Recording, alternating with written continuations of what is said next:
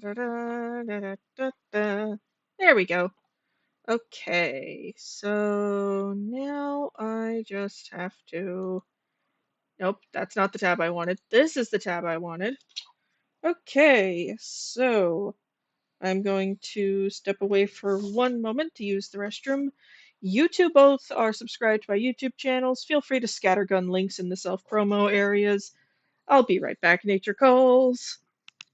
Okay.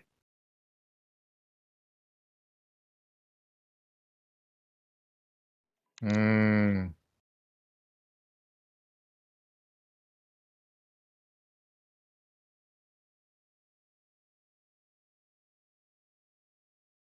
Hmm.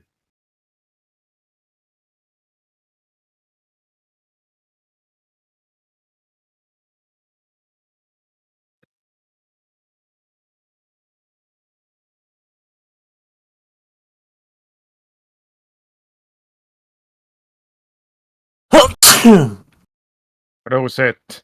Hey, So, which one of us is gonna be scattergunning the link? probably you. Okay, I'm gonna.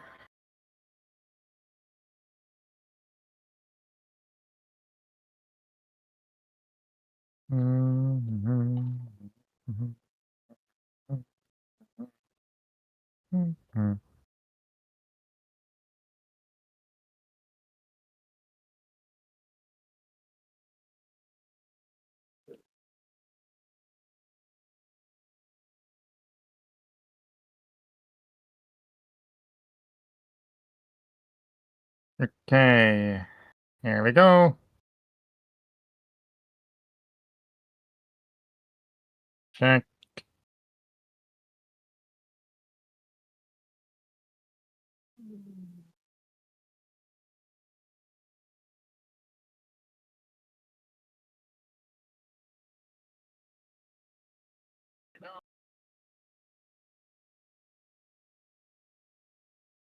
Forgot that part. Let's see here. Damn it. Alrighty, I have. I couldn't since I'm on the phone, I couldn't exactly get the link. It's okay. I'll do it from my end. Uh, And I should be hearing back from the lady I commissioned, like, today. okay. But later on today, because, well, here we go. Share, copy link to my Discord. Da, da, da, da.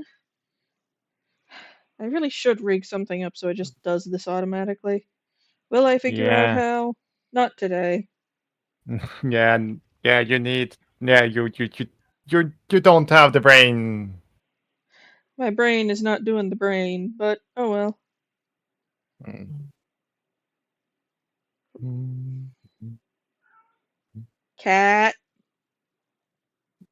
Cat is being a cat. Don't worry, kitty. I promise you he is okay. Who is okay? Husband creature. The cat worries about him. And if anyone's wondering why I'm doing a react thing today instead of, well, anything else, the answer is simple. Dopamine. Hmm. Alrighty, so today we are watching Dashcam Fails, Terrible Drivers Caught on Camera. We're not even a second in, and I have a bad feeling about what's going to happen with that bright yellow drum right there. Also, after this, there will be more stuff you're going to react to. Yep. Now, I have a very bad feeling about what's going to happen with this drum. I have a bad feeling it's also going to involve this motorcyclist over here. Fortunately for all and sundry, the motorcyclist has a Helmet. helmet and what looks like full riding gear, so he should be okay. Still, this is going to be one hell of a trip to the ER. You better have real good insurance or like a nat 20 a dex check for what's about to happen. But anyways, the channel we're watching from right now is Fail Army. After this, we're going to be going over to Animarchy to see his stuff. And 3, 2, 1. Oh boy. Woo! Okay. Oh my god, he was wearing shorts. You don't ride a motorbike in shorts, my guy. Oh, I This can is feel the why. road rash. Ooh, Yeah, ooh, this is why when I ooh, drive through America, I'm gonna ooh. be sitting in a car. Yes, just ooh, road, road rash. Ooh, Yeah. ooh, Also, bad. that You were saying? according to my dad, I should not be dry. I should probably see if I could get a buddy or something. But Yeah, like if you're going to be doing a cross-country road trip, always have somebody with you because driving while you're tired is just as bad, if not worse, than driving when you're drunk. yeah, I'm probably going to. But here's the thing: I'm probably going to use to take. But since I'm going to be doing more of a touristy driving, Yep. Also, uh, do not be ashamed. Also, if you're starting in New England, there's a series of trains in New England called the Amtrak Downeaster. It kind of takes you on like a grand tour. Nice to meet you, new person. hello. Uh, uh, it'll give it a minute to see if chat will pick you up. But anyways, it's a pleasure to meet you. Good to have you here. This might become a regular thing on Fridays. Depends on how many people I can drag in. Depends on how many folks come and watch. It's nice to have you here, though. Hmm, let's So, see. where do we think? Actually, let's go back a second here. So, where do you think the problem is about to be? There. Right there. Whoever's driving that truck is about to have to make a very, very bad phone call to their foreman.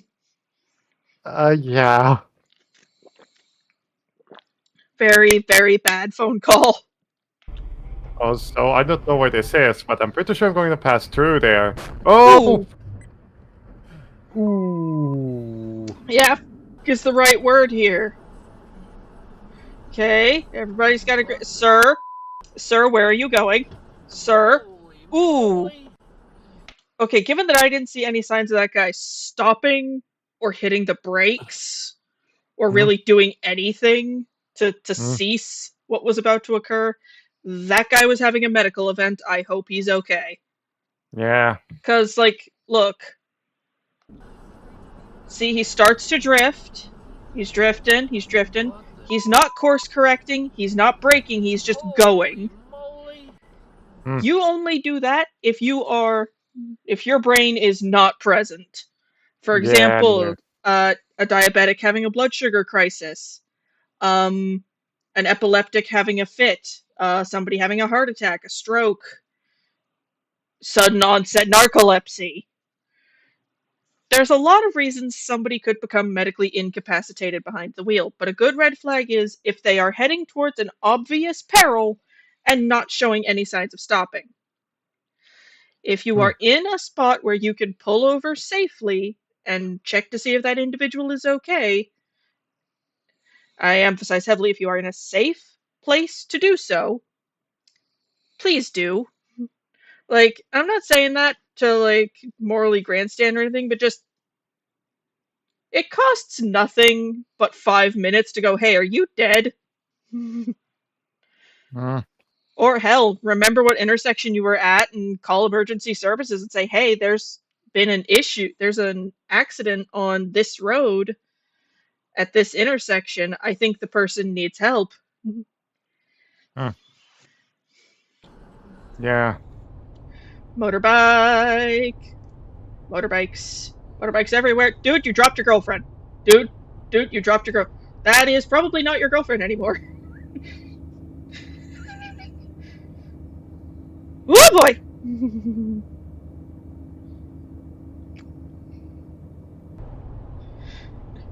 do, do, do, do, do. Whoa! Whee! That's called hydroplaning, kids.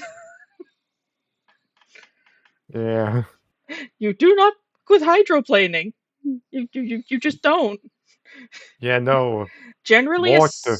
a solid rule of thumb is hydroplaning most commonly shows up in like the first like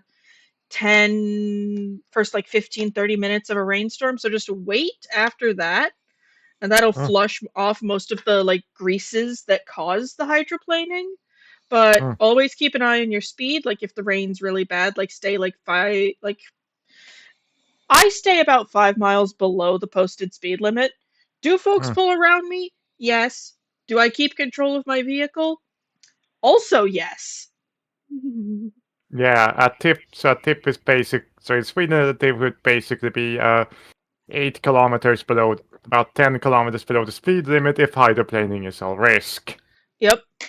And here in Maine, at least, on the sides of the road, there are these big, like, solar powered billboards they put up Hmm. that if it's raining bad enough they think you'll hydroplane, they show on them in flashing neon orange, drive, drive safe hydroplane risk or something to that effect. Hmm. Also, I do not recognize any of how these plates are formatted. Hey, Hmm. Bean! Not much is up, just kind of vibing. This was what we're doing now is what gave the brain the reward juice, so this is what we're going with. I think some of these have. Oh no! Oh boy! Oh. Oh boy! Sir, you lost your trash can. You lost your trash. Ooh, that's okay. That's a semi. That looks like it's supposed to. And an entire generation driving behind these is having Final Destination flashbacks. What do you mean Final Destination? There's a Action mo- flashback. So there's a movie franchise here in the US called Final Destination, where generally the premise of the movie is somebody with precognitive abilities allows their close associates to dodge death, and then death proceeds to 1,000 ways to die, all of them to make sure the ledger is balanced. One of the ways people go out in this was a log bouncing out of the back of a truck like this and going through their windshield and their head. Hmm. Or, well, a truck that was carrying stuff like this. Hmm. Oh boy. That's a bad day at the office right there. Well, Da, da, da, da, da, da. Oh no. Hang on. How the, how the fuck? Okay, driving along. Sudden brakes. Sir, what is your major malfunction? What is your malfunction? Okay. Okay, this person had full green, over here was full red. This person had right of way. The insurance is going to deem this car over here at fault. Ruby, I need to see the screen. Ruby. Yeah, Doug's the kitten it. Attack of the Kitty Nid. But yeah, this car over here is going to be the one deemed at fault. Yeah. Because, So good luck. yeah, good luck with that one. Yep. Do, do, do, do, do, do. Oh no. Bonk! I shouldn't laugh at that. That is just so slapstick. Like, it's just hanging out. Bonk! And then physics just closes it for him. That is so stupid. Okay. Police car. Oh god, that's like instant karma, because that guy. So let's back up a little bit here and see what's going on. So we've got our gent right here, who's probably getting ready to turn. Hmm. Probably does not process that this car next to him is a police car. Hmm. Somehow, despite those cars being covered in police car. Hmm. So, our guy here flicks on his turn light when he's not supposed to and just goes and is immediately spotted by Officer Friendly over here. Oh no no. Oh, okay. That whoever's driving that white car better go buy a goddamn lotto ticket, Yeah. because they are a lucky son of a bitch. Because I'm gonna be honest, car v semi is gonna win. Like always. Yep. Yeah, semi is always gonna win. Whoever's in that little white car better go buy a gun. What the fuck? Oh, What was that? what? Wait, Ben, you're telling me you don't just not want to go to a holiday office party? Oh boy. Something just popped out of the goddamn ground. So, boop. What? It must have been something in that sewer. Oh, that car must have an aroma now. If that's what that. Oh no! Do not brake check in a rotary, you dipshit. The tire just came off that person. The tire just came off the Mini. Whoops! That's.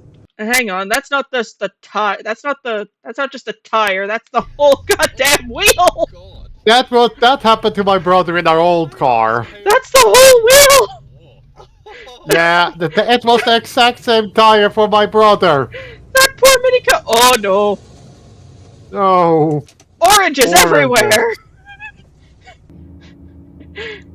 Always secure your trailers, kids. Yep. Belt and suspenders, those puppies. Okay. Whoa, boy.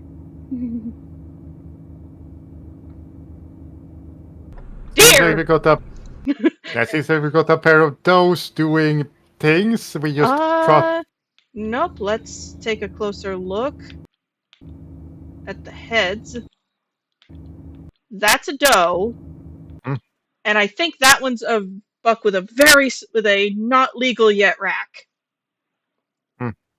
Basically, if you're hunting deer here in the States, more specifically in Maine, a rule of thumb is the antlers have to be at least 3 inches long. Usually, though, most folks will wait until there's like at 4 least 5. they'll wait. Most folks will wait until until they have at least like 4 points. Most folks wait till 6. For context, points is the number of tines on the antler. The main beam counts as 1, and then from there it kind of goes up in multiple.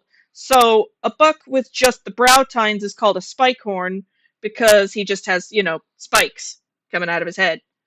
If he's got, if that beam then forks into 2, you get what's called a fork horn or a 4-point. And then as the tines grow, the amount of points on the antlers goes up. Usually you see like 8 or 10 points on like a big, mature, prime buck. But those are almost never out during legal hours unless it's like peak rut and they are therefore peak stupid. Okay, also, this is kind of something akin to the deer equivalent of catching teenagers in the act. Well, no, because here's the thing. These deer will often move together in family groups. These two are probably like sisters or something, and something spooked them. And as they were running, they hit the ice and just lost all traction and wigged themselves out further. So where did that other? Oh, and it was a f***ing cop! On my dash cam! What? When my mom sees somebody driving like really shittily, she'll just say in like the tone you use to summon a dog, "Here, cop! Here, cop, cop, cop, cop, cop." Granted, I say that because here in Maine, generally the cops aren't dicks.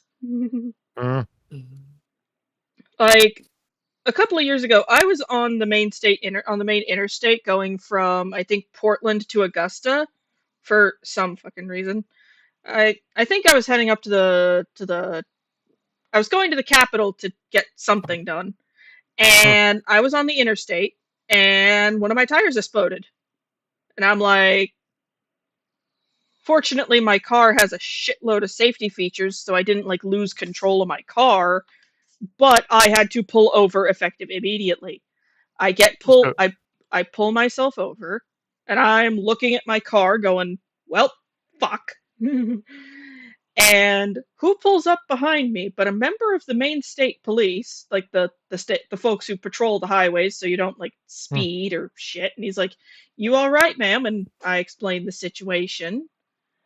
And he's like, "Do you need some help changing your tire?" And I'm like, "If you could call somebody for me, that'd be great." He walks back to his car before I even finish, comes back with the necessary bits, comes back slapping on a pair of gloves and goes, "Do you have a jack, ma'am?" And proceeds to change my tire to the donut for me. And I'm like, "Sir, could you just tell me your name and your badge number so I can call your boss and tell him, like, you're a good egg?" Like, are there probably not good people in the Maine State Police Department? Oh, probably. But I have yet to have a negative experience with local law enforcement for my state. Your mileage may vary. Yeah. I Uh, understand that a lot of folks have negative experiences with law enforcement and are in areas where the law enforcement infrastructure is unsafe for the public. a lot of those times, the public in that case tend to be minorities that have a history of being on the. Basically, I personally have had good experiences with cops, but I will listen to and understand folks who have not had the same kind of luck I have. But anyway, just Instacop. Sometimes in dash cams, there's just this genre of video where it's just instantaneous law enforcement. Bonk! Okay. Okay. How did that? So let's go back a little bit. So we've got these two cars. Dump truck tries to merge in and basically pit maneuvers this poor four-door over here.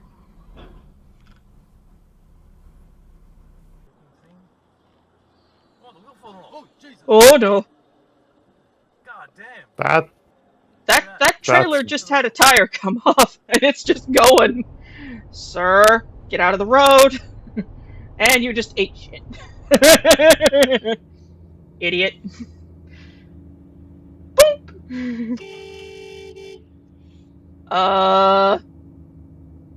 One of y'all better be drunk. Oh god. Oh no!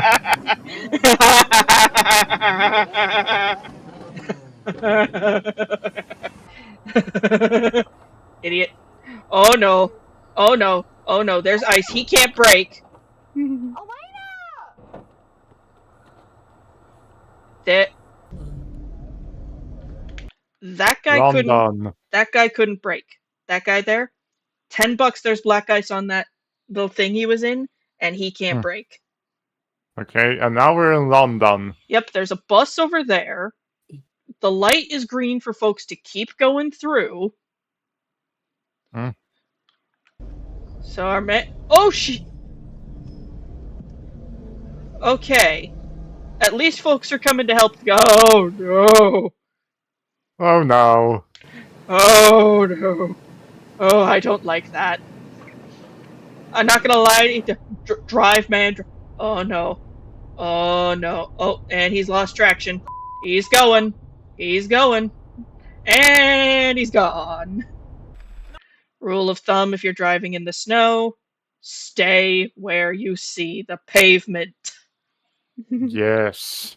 And if you can't tell where the lines are, just drive in the middle of the road. Nobody is gonna judge you. Yeah. The primary goal is don't die. And he's in the ditch. Goodbye. Oh, Oh no, no. they forgot to close the U-Haul. At least they stopped right away. Oh god. And do they save it? They saved it. On black ice. Oh. Woo! That was a hazard right there. And oh god. You don't win. You don't win. You do not win. Something mission critical just fell off that vehicle. Let's go back a little bit. Okay, so that noise immediately raises red flags for me. Just that weird noise we're hearing, that immediately raises red flags for me. Yeah. Okay, so something mission critical just fell off that car. Looks like part of the radiator or... Not either way, not good. Just yum. Don't worry, little buddy. What? You can save it. I don't think you can. You tried. It's okay, little bud. Oh no. And you way overcorrect. Okay, so that is probably so. This probably occurred because of we don't know how fast anybody involved here is going. But if you have to course correct too fast, you can just outright spin out because okay, bus is going that, and the police are going to bone you. They're like anything traffic involving a school bus, unless there's like video footage of the bus like just pancaking you, they are going to rule in favor of the bus and nail you to the wall. Also, $10 that bus is perfectly fine. Oh look, Yeah. look, I call that kind of truck. Why yes, I am compensating for a micropeen.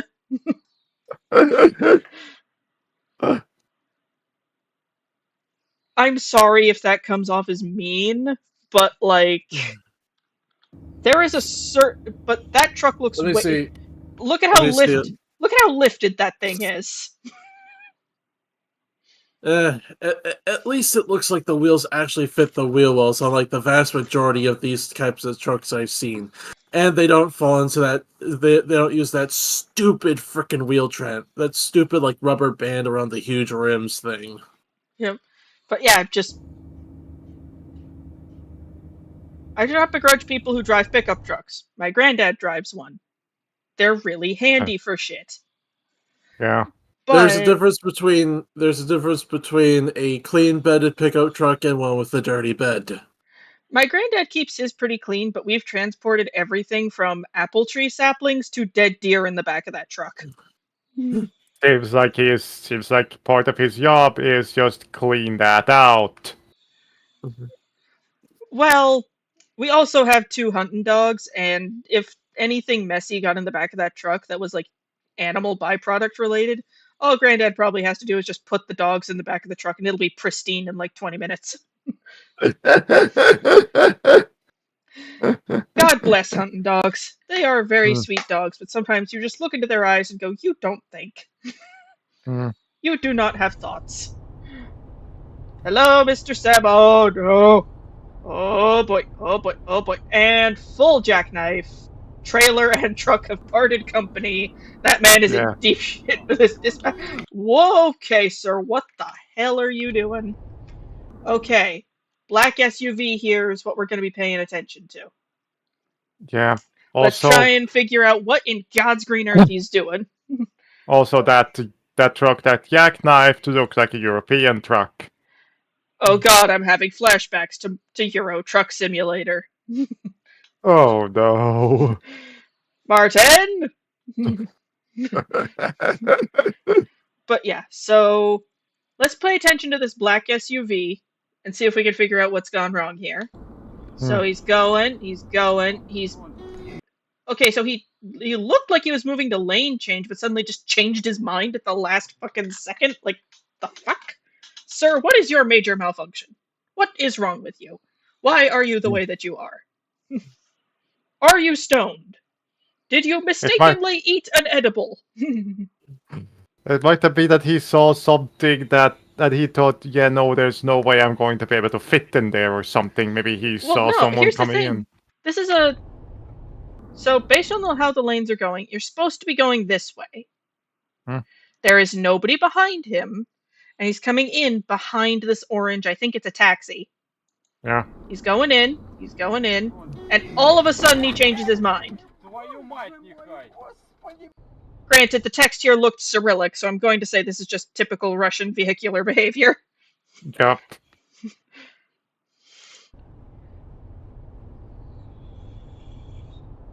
Okay, what did he... Okay, so he's driving, he's got his brakes, and he suddenly just... Blah, blah. That looks like an older vehicle, so there might have been some kind of mechanical failure. Yeah. I'm glad you like them. This is kind of the first one I'm doing of it, but I hope you like. I looked away to check chat for a second. Excuse me. There does not appear to be anyone behind the. What? Sir, you do not Evil Knievel a station wagon. It doesn't work. How? Okay, we're going, and whee! This does not. I'm sorry, but you don't Evil Knievel a station wagon. I know I've said that a couple of times now, but it don't work, Chief. Like, what possessed them that this was a good idea? Okay, we're in a parking lot now. Go tree. Okay. Oh boy. And okay. I question the vehicular choices of those involved. Oh boy. Okay, so that person just lost control of their vehicle for some godforsaken reason. And that's a cop. Oh my god, oh my god. It's gonna hit. Oh my god.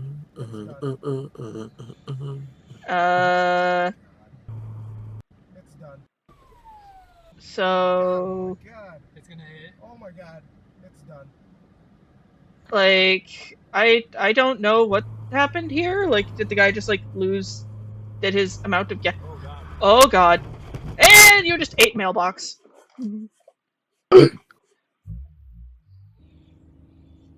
I personally have never done that. Thank goodness I have never done that. Let's see, we got green light go for us. Woo! That was close. Whoop! Oh, that poor lady.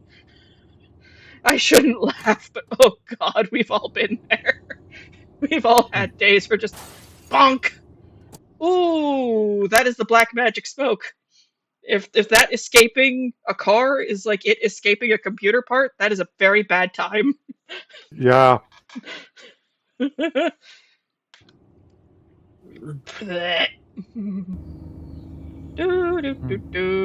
What? I'm sorry. That wasn't attached to anybody. It was just going. Yeah. Where you go? Oh no. Bump. Fortunately, these are designed to take shit like that, so the driver should be okay. Okay, it's wintertime. I don't know where these plates are from. Sir? Where did that come from? Where did that come from? Oh, it came off of that panel van right there. Who is still going? It's just like, do. Thud. Well, at least you can walk it back over to him. Oh no! Okay, so we've got a truck with a lot of crap in it. And just too short, just too tall for the railroad sign. Do. Ooh! Better it hit the tree than it hit somebody's car. Yes, cars are designed nowadays to protect the riders from a lightning strike, but you still just bricked your car. Yeah. In fact, the rules protocol for if you're in your car and there's lightning all over the place, stay in your car. Yeah. Your car is designed to protect you. Stay in the car, unless it's like flash flood or something, in which case, yeah, bail. Yeah, the car is designed to be. The car is designed to protect. It's designed to be a massive Faraday cage. Pretty much. Also, I will say, because my grandparents live in an area with like a ton of Amish people, there's actually like road signs posted out and about now that are like those beware of moose signs, where it's just a big yellow diamond with a moose silhouette on it, that are just the Amish horse and buggies. Apparently my grandma has sometimes spotted them like letting the little tiny boys like learn how to like handle the horses on like the flat straightaway parts of the road, and like the minute it gets to like a hill or a turn or something, you see dad just kind of reach over the kid and take the reins. The kid's like a second or third grade. The kid's like a first or second grader. Arch. Oh my god. Whee! So about as old as my uncle's step grandchild. Yep. Side note: vehicular bumper cars. Not a dog. Meat And it's suit driver. Go! ooh. Okay, so because this person here was more than halfway out, so there's this additional. So this car here actually is blocking field of view of both this driver on here and this driver here. So the fault lies with that driver, Well, and also here's the thing. These two, by the time they spotted each other, both of them had reached the point of no return. So it may just be declared no fault, which does happen sometimes. Yeah, also that way of parking is illegal. It is in some places, but not for very long. And we're in the English countryside, and Surprise Land Rover. yup, surprise Land Rover. Do do do do, and there's a snowplow up there, and do do do do, drive through. I don't. That was probably some. Actually, wait, it's something in the background, probably. What? Yeah. That is a plane. that is a plane. That is a. It might be a glider actually, but that is a whole ass aerial vehicle just cruising on over there. Just meow. Nope, that's a Cessna. That's like a little Cessna looking thing, and it's just there, just going. Just meow. Snow dude with a snowblower. Children. The children appear to be fine. Sir, it is not right on red. It is not right on red for you. Sir. Oh, look at that. There's the fourth target. Dad! Okay, his dad just had a medical event behind the wheel. I don't know what, but his dad just had some kind of medical event. Because you can hear him suddenly just go, like they're Okay, so they're driving, and his dad just is having some kind of event. I don't know what, but I hope his dad's okay. Oop! Bad time. Bad time all around. Yeah. Oh shit! Whee! Oh shit! Oh no. Okay. I think the dude's okay. Yeah. I hope that dude's okay. Yeah. I hope that dude's okay. This, folks, is why you always drive. Is why when you're uncertain what's the other side of the tunnel, you always drive a little bit more carefully than you think. Let's see. We've also got security camera compilations. Oh yes, the falling bear. Yep, this one just looks funny. Let's see what goes down. Let's see. Oh, good. Child! That's what I was Ooh. looking for. Child. I have a kid. I can laugh at this. Bonk. And the kid's just like, yup. Kids under a certain age are borderline indestructible.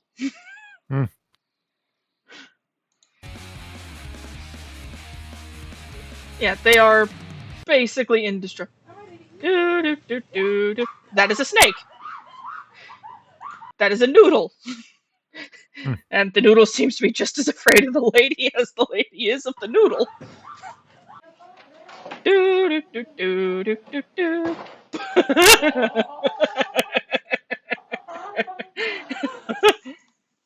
Man shoveling snow, being observed by dog, and his snow shovel just broke. $10 he's calling his wife. Yeah. Do, do, do, do, do, do. Sir? What just happened? Oh, this.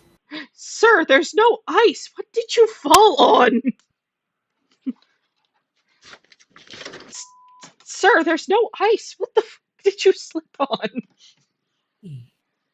What? Oil, maybe?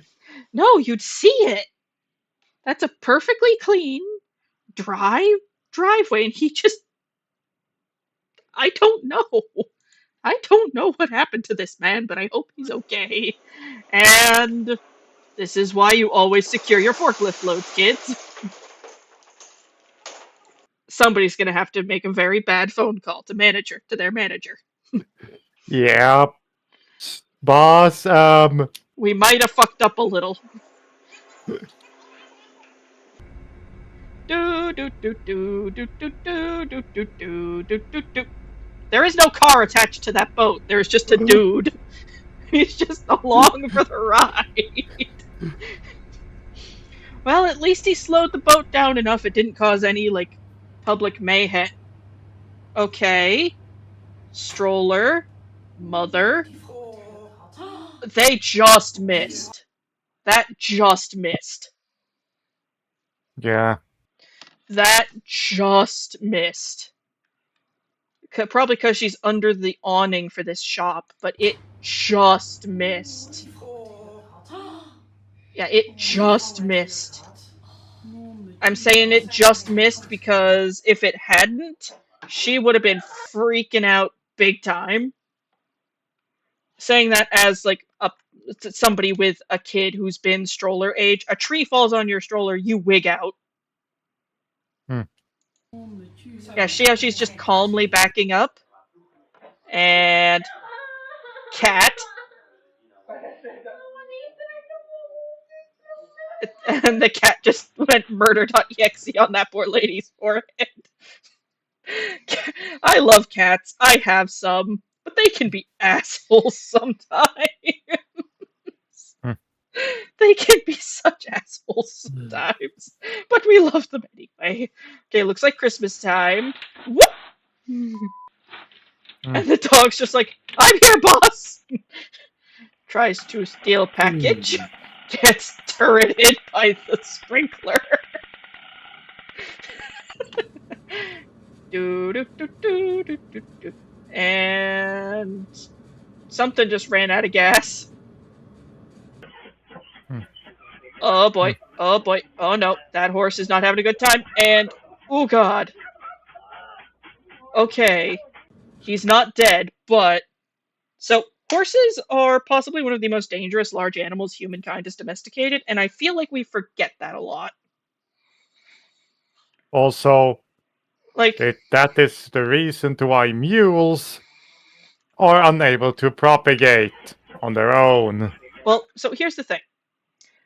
Yes, this is actually... So, where my grandparents grew up, where my grandparents live, there many, many moons ago, before I even existed as a concept, there was this gentleman, very nice man, very obviously kind of slow in the upstairs. And apparently, he had been previously a pretty normal dude. But he got kicked in the head by a horse, or a mule, or some sort of horse-themed animal, and was never quite right after.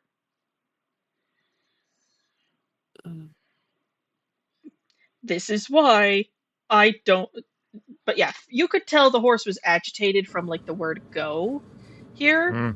Like, I know a little bit about horse body language. See how it's, like, its tail's flicking. It's even got one of its legs cocked and ready to go. Something had that animal agitated from the get-go, and this guy just happened to be on the receiving end. It didn't get him in the head. Do. Oh, that poor bastard. That poor bastard. Bonk. Hi, I would like to prepay $20 worth on pump 4. I would like to prepay on pump 3. Oh my god. Thank heaven nobody was behind that counter. They could have gotten really hurt. Yeah. And I hope whoever's driving's okay, because that sounds like there's been a medical event of some kind. We have a dude here. Oh, dude panics.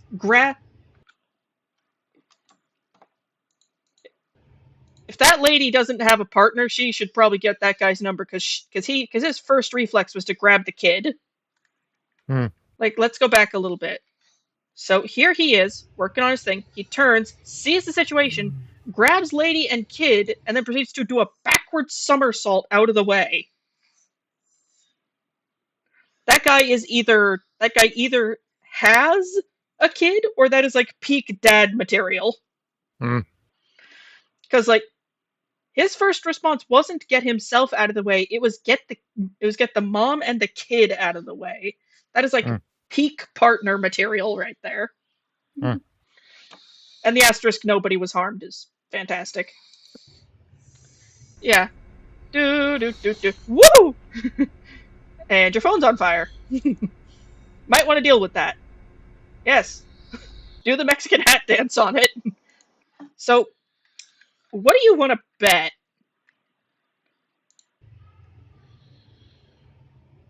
Yeah, so, what do you want to bet?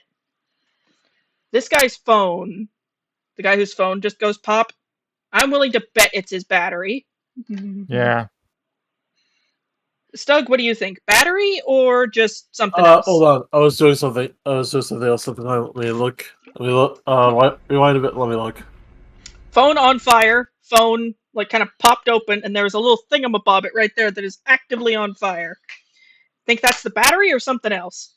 That is most certainly the battery.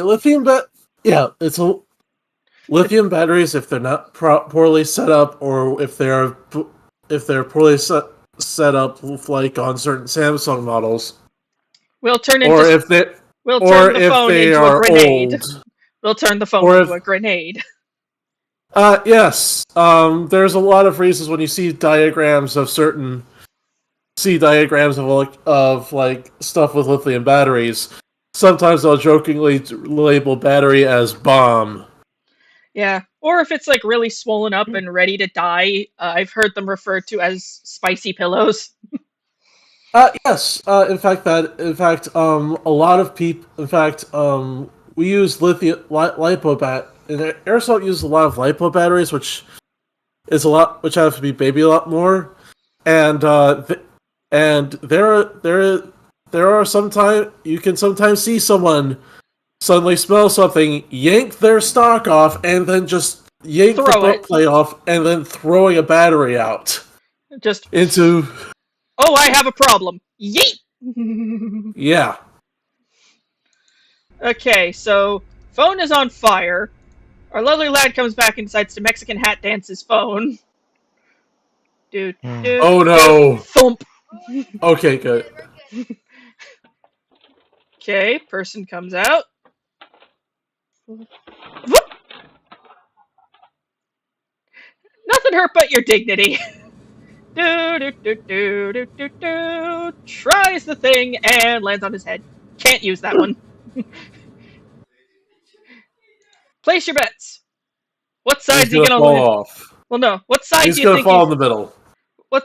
Yeah, fair. I was just gonna say, what side? I've seen this before. He's gonna land on his side. Meow. That sounded like he hit hard. That poor soul. And surprise deer. If it's any consolation, lady, the deer is just as freaked out as you. Also, the deer's not gonna hurt you. Stop screaming. It's just as scared and confused as you. You're just freaking it out. Okay, man and dog. Throw, and... and the dog just keeps going. This is why you don't fuck with playing fetch with what looks like a bird dog. Sir? Sir, you won't fit. You won't fit! Oh no, the poor shrub. Oh no, that poor shrub. Sir, you're not gonna fit. And he hit a fire hydrant. Do do do do do do do. And it was all the yellow. And Wait, how am I gonna paint my Imperial fists now? And the guy's like, okay, I'm good. I got this. After he just meow. Driver was not. Yay! From another angle. Meow. Set down package. Behold, dude. Take picture of package. And dude picks it up and scoots off with it. We call those people assholes. And open your car and just drag it inside. Sir, your door.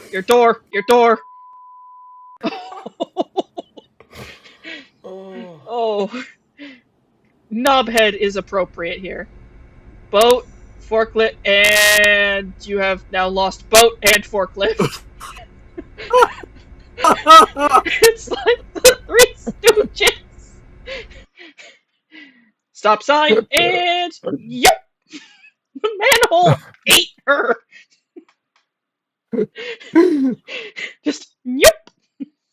It's like freaking Pennywise was down there. Okay, clips her moped, and down she goes. All her limbs seemed to be in the appropriate configuration, so I don't think she broke anything. Going in the hole. And then a bunch of folks come extract her from the hole. And she's walking under her own power. That's good. Probably gonna need like all the antibiotics. And oh no. Oh no. Oh no. Thoop. And just lift. Come on. Come on. Get out from under there. Just come on. Move it. There we go.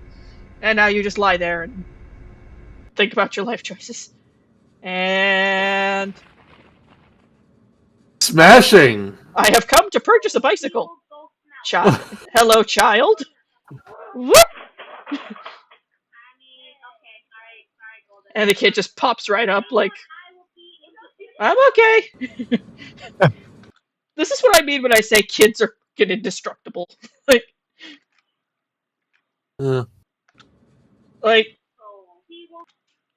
I'm not even 30 yet, and I feel like if I tried that, I would seriously injure myself.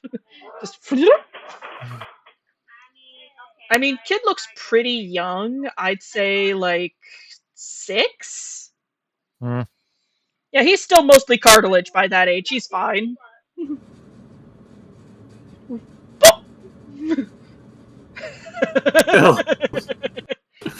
Do. Close his door. Whoop. Yep. That is why you salt your walkway. Oh no. Oh no. Oh, poor dog. Dog? Uh-oh.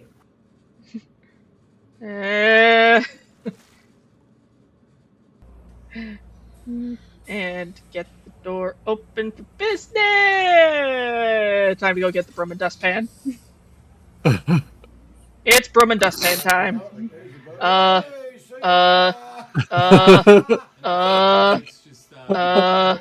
Sir, there are parts that should not be going in the water that are going in.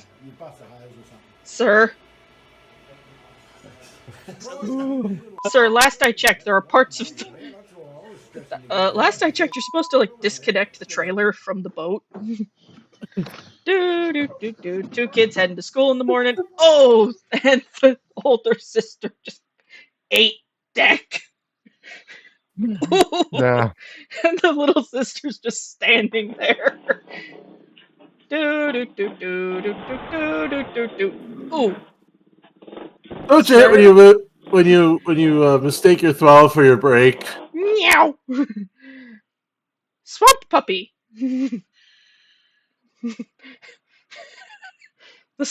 There is a swamp puppy. Spicy swamp puppy. That's when you call animal control to come get it out of your pool. And there is a dude in the ceiling. Either corporate espionage or somebody really cheaping out on the floor. I think that might be one of the maintenance people. Okay. Like, that looks like one of the maintenance people who just, okay, nice lady, watering her lawn, and, okay, at least she got off the concrete where she could have really hurt herself. Behold, the teenage idiot. Possessing a risk assessment portion of the brain about the size of a walnut. On a good day. What is this person attempting? Nothing good. Stupidity is what he's attempting. We got some folks on like a little golf cart looking thing. And right in front of the owner of the truck. Okay, Gent appears to be building some. How? And He kicked his own butt. at least he's okay. Bonk. And her drink is now all over her. It's just like, well, time to go inside. And we have a Gent and his coffee, and there goes his. Oh. And there goes him. I would just take that as a sign from God that just today ain't happening. Just today is not happening. I would just 1000% take that as a sign of just today's just not. Okay, taking Black the bins, eyes. taking the bins out, Yeah. and now the bin is taking itself out. Oh no! Oh no! Bump! Trash panda. Bump. Yeah, ice is Immensely pretty adorable. brutal for those who don't understand how to work on it. Yep. I've gone to work. I have gone to work to my normal time to a locked door. Then I got a text saying that we can't work because of all the ice.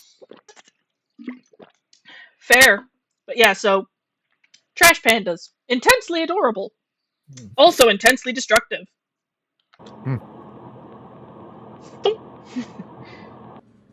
We have our gentleman here.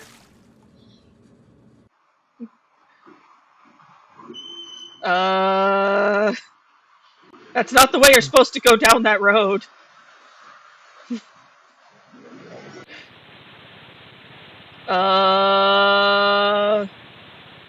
Nothing hurt but his dignity. And closes the door. And his desk and his little shelf thing just. Oh, there's the problem.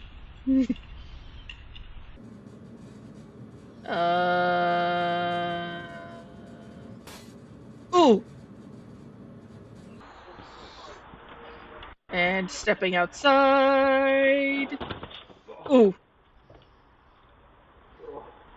That man looks like he's wearing like work boot, like fireman boots or something.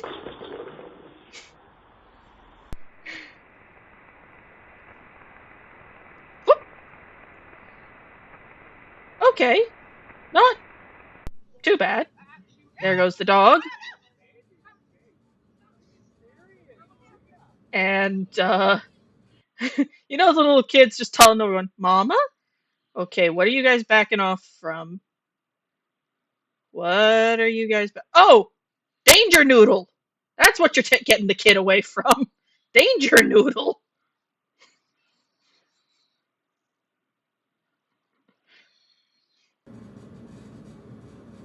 And you're taking the plant. I'm not going to ask why you're taking the plant. Uh-oh. Sir? Sir, your car's leaving without you. Well... Whoop.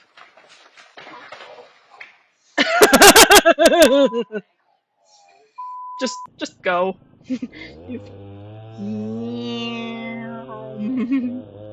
And immediately just nope. Whoop. And they just went under the boat. Oh, that just... Oh! Sir, I don't know what you're trying... Oh, you were trying to five-finger discount the TV, and that's why you just ran off. Whoop! Oh god, that poor bastard. Sir. Oh no.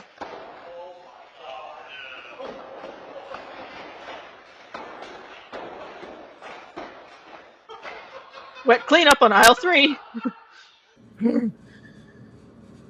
What part is that? Oh no. The exhaust system. Oh no. Meow. Seems like you're going to have to work with more than just the exhaust system. Meow.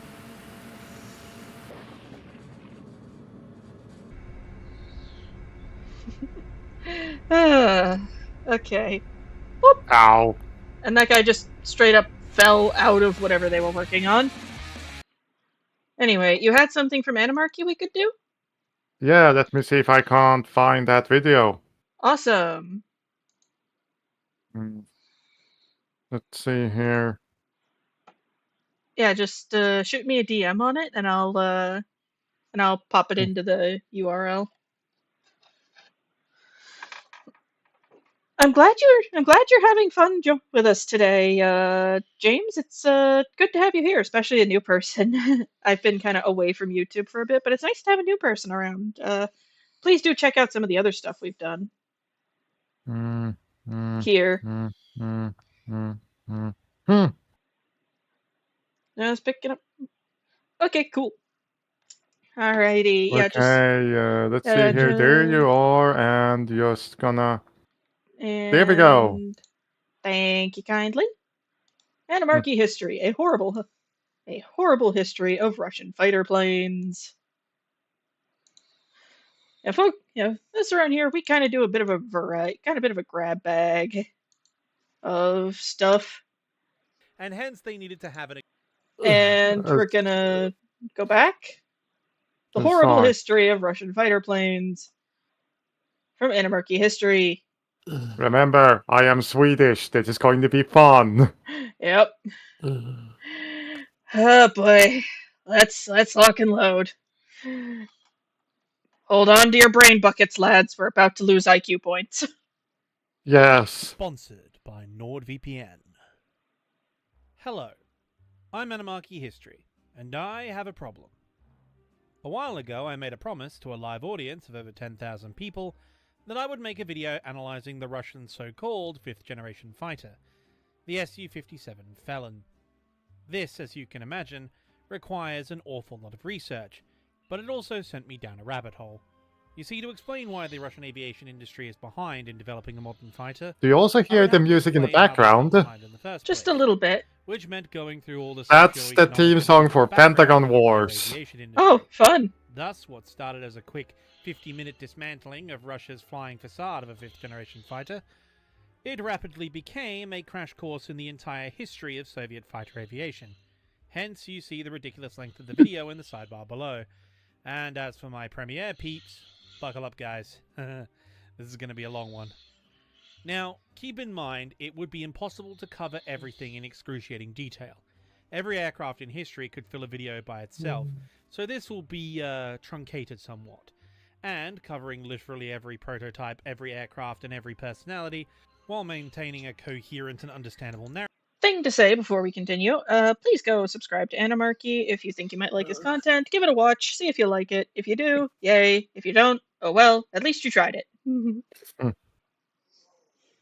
Narrative would be equally impossible. So, if something doesn't show up here, it was either cut for time or wasn't notable enough to include.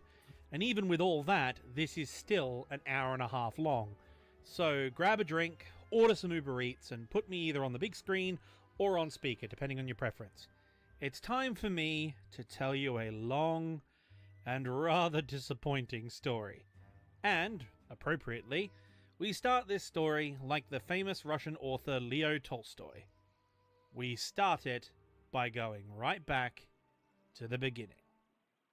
This video has kindly been sponsored by the world's fastest and most popular VPN service provider, NordVPN. In today's ever-changing technology landscape, a VPN is vital for staying safe. I don't mind Widely considered sponsors, to have been a but bad that's not move. what we're here for. Anyway, fast forward 13.5 billion years, and we now have the Earth. Right, maybe I went overboard. This is a bit too far back. Hold on.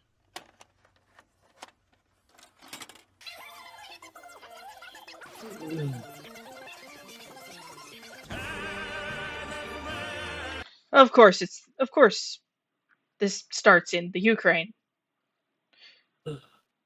Of course it does. Yes.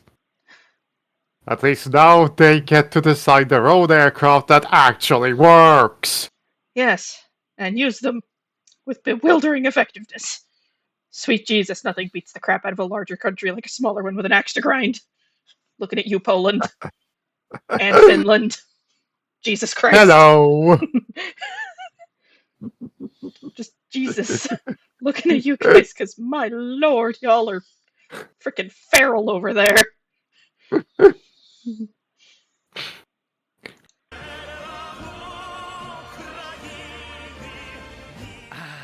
Beautiful Ukraine, then known as the Kiev Governorate of the Russian Empire, but I feel, given current events, using the name is appropriate.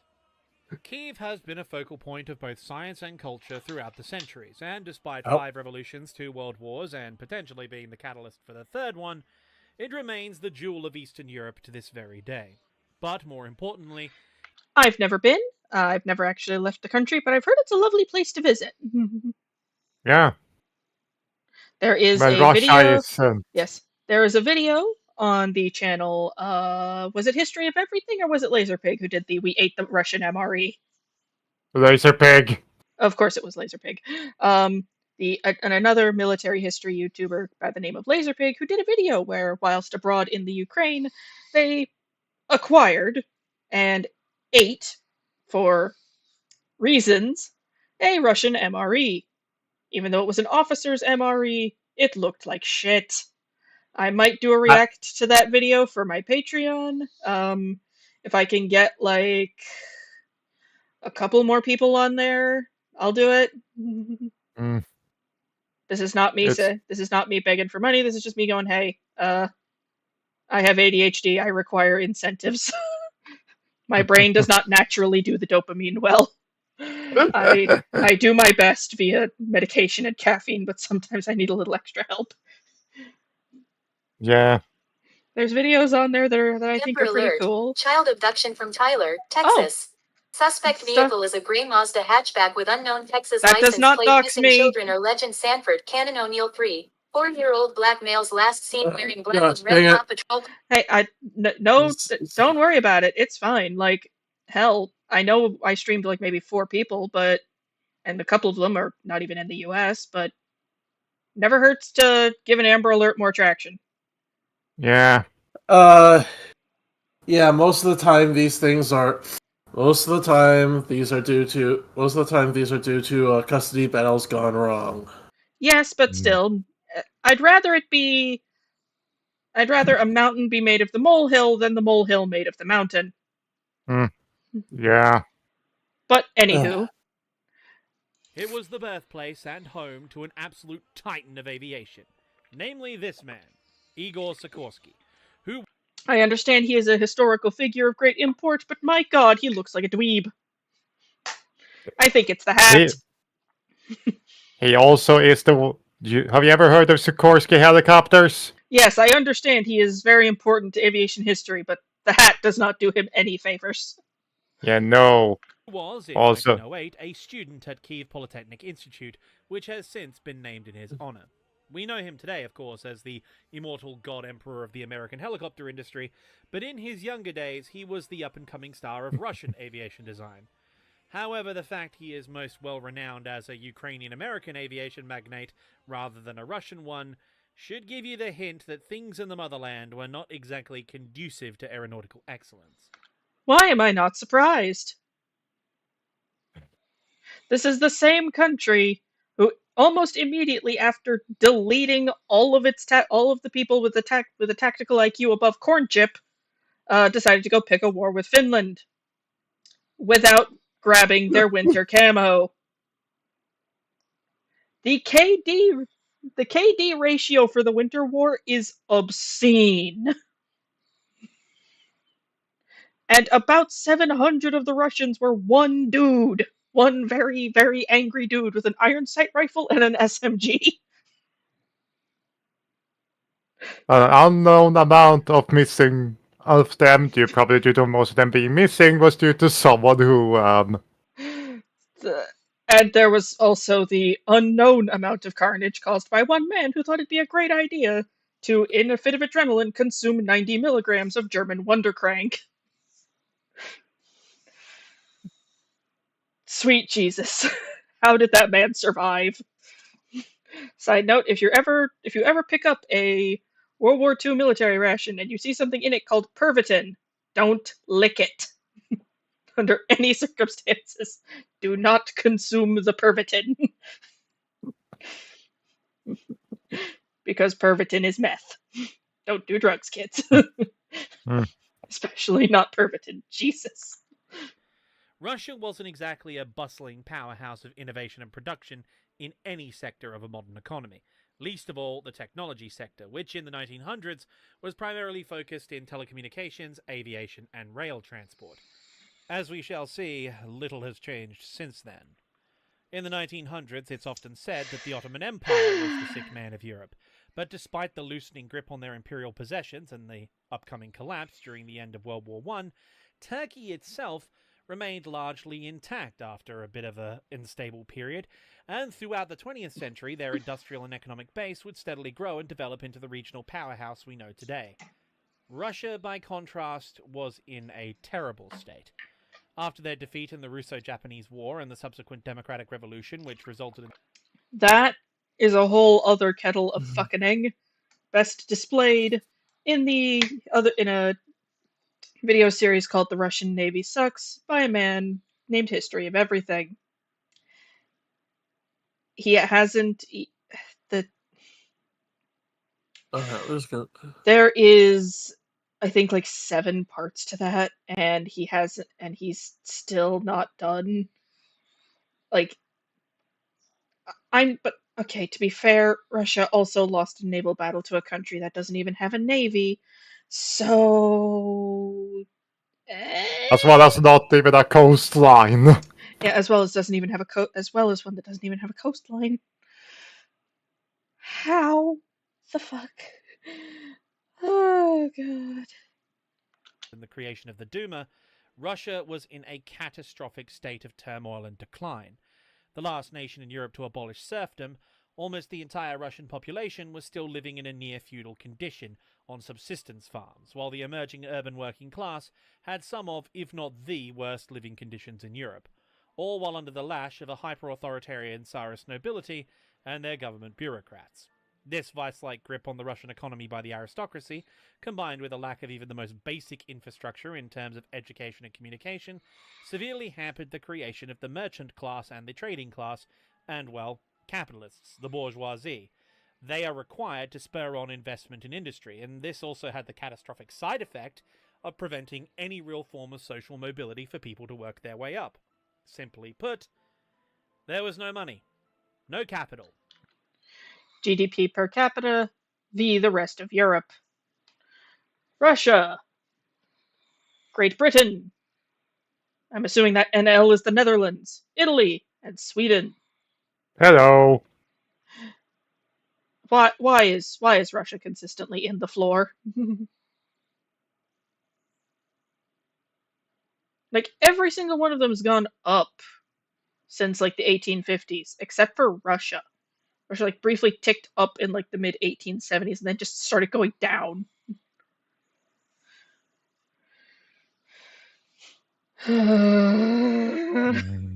I don't like where this is going. There is so much derp. No investment. There was literally nothing. No money at all. No money to invest in manufacturing. No workers educated or skilled enough to work in said factory, if you could even build it, and no working class or middle class to buy the products you made in that factory to justify the investment. There was no consumer base whatsoever, really. And as a result, most of the factories in Russia were either state-subsidized enterprises or monopolies of essential services owned by aristocratic oligarchs, namely the railway industry, the agricultural machinery industries, vodka distilleries, and of course, the arms and ammunition, the military. Of course. Because what's going to make living in a shit condition better? Being shit-faced while you do it. That's immediately going to make you give way less of a fuck. Unfortunately. Industrial. Yeah, this is... The only independent entrepreneurial activity in Russia, really. Like, I dunk on modern Russia, like, at any opportunity, but when I dunk on them, I dunk on the people in positions of power, not the poor bastards who have to deal with it. Like, the poor schmucks who have to deal with Russia's shit tier living conditions day in, day out, I feel bad for those people. Like, I understand why so many people, like, are doing it, why folks do anything and everything to not be there anymore. Granted, I still find it intimately hilarious that the minute the North Koreans Russia got access to the internet, they were utterly useless.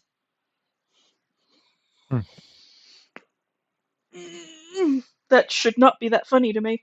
But yeah, like, when I dunk on Russia, I dunk on the people in charge of Russia, not the poor bastards who have to live there. Yeah, no, Just a solid rule of thumb for me is if I dunk on a country, I dunk on the people living in it. I don't dunk on the people living in it. I mean, I dunk on the folks who run it, who are why it is in the they're actively trying to fix it being in shit. If they are not trying to fix it actively being in the shit, or are making it being in the shit worse, I will roast them to high hell.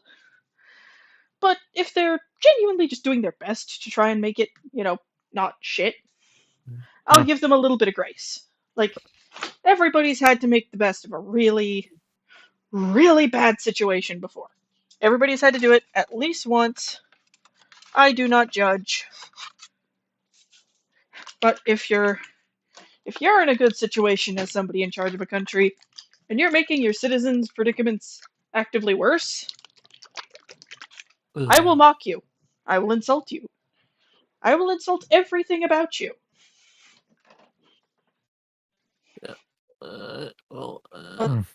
In my or a twat.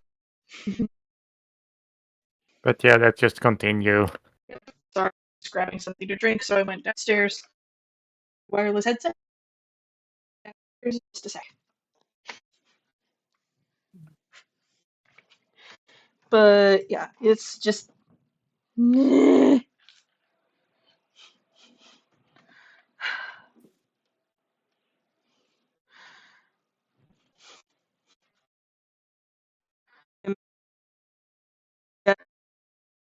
Like, I found a general.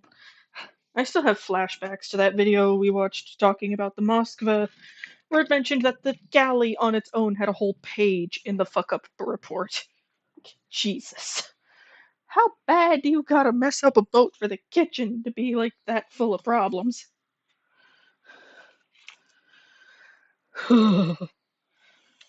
It does say foreign video. firms opening subsidiaries or funding Yeah, startups. And it was into this environment that Russian aviation emerged, slowly crawling out of small-scale machine shops or as privately funded projects in factories tooled to make rail cars or tractors. Basically, small-time workshops funded by foreign private investors. Throughout this era of humble beginnings, Igor Sikorsky had spent a considerable amount of his time in Germany and France, as both countries were on the cutting edge of aviation, especially in regards to aero engines. Sikorsky, even at this early stage, was experimenting with the helicopter concept, but the engines of the era didn't have anything like the horsepower required, while developments in the avionics needed were at least 20 years away. So back to fixed wing it was, and thus Sikorsky got his pilot's license while joining the Imperial Aero Club of Russia, getting to work fielding his own designs. At the same time, the theoretical side of Russian aviation had been seeing something of a boom, with the first ever aerodynamics institute in the world being established in Moscow by one Nikolai Zhukovsky, the man who first worked out aerodynamic lift through mathematical formula, while officers of the Russian army were seriously interested in exploring aviation for military use, sparking a major push for expansion of what would become the Imperial Russian Air Service. In fact, things on the theoretical and planning side for aviation in Russia were looking up. It was then Sikorsky was hired by a St. Petersburg railway manufacturing company established by a German investment group called Russo Bolt. With foreign investment in the port cities of both St. Petersburg and Odessa, along with talented designers like Igor Sikorsky on the payroll, Russian aviation was really about to take off in a big way. Literally. Both taking off and in a big way. These planes would be big. Russia always does things big, as we know. This was his project. The S-21 Russian Knight.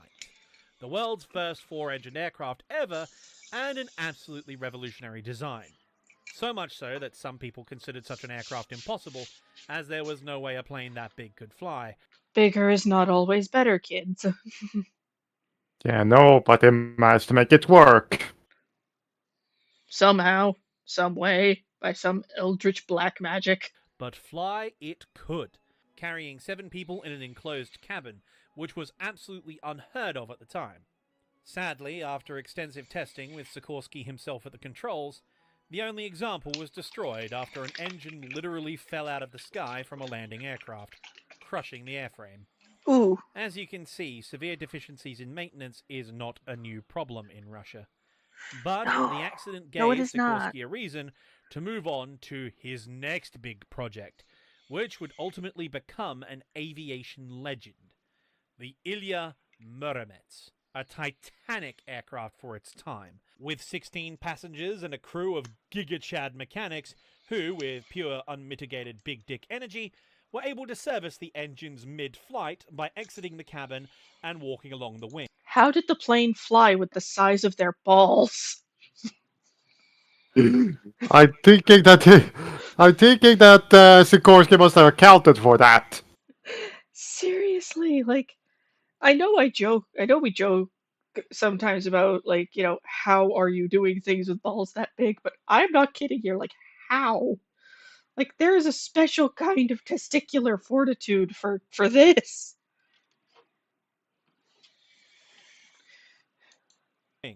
And speaking of the cabin, it was amazing. It had a bar, comfortable chairs, and even a toilet, all centrally heated and lit by... Where does the contents of the toilet go, Sikorsky? Of the aircraft. Okay, good. Oh god. That could be really bad. That could be really, really bad. I don't know why. That could be so fucking bad. What do Oh you my- mean so? Okay, so... Well, it's gotta go somewhere. Yes, and if it's going out the airplane, where does it go after that? Gravity ensues, yes? Yeah. Yeah, you're probably some peasant in done it in like frickin' the middle. Probably some peasant over like I don't know, Ishevsk, finally getting finally getting a house, and then someone's nuclear dump then gets hit on from somebody's nuclear dump from frickin' 200 feet in the air. Yeah, it's electricity. It was a marvel. This thing was incredible. A true groundbreaker of aviation. But only one of these airliners would be built, as the rest of the airframes would ultimately become the first ever four-engined strategic bombers.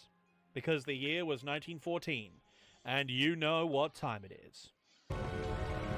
it's World War One time. Yeah, there Side we note. go. Side note. I find it extremely weird that the guy who got assassinated, Ferdinand, Ferdy, Hmm. the man's over here. Yeah. He was advocating for more legal rights to be given to the people who assassinated him.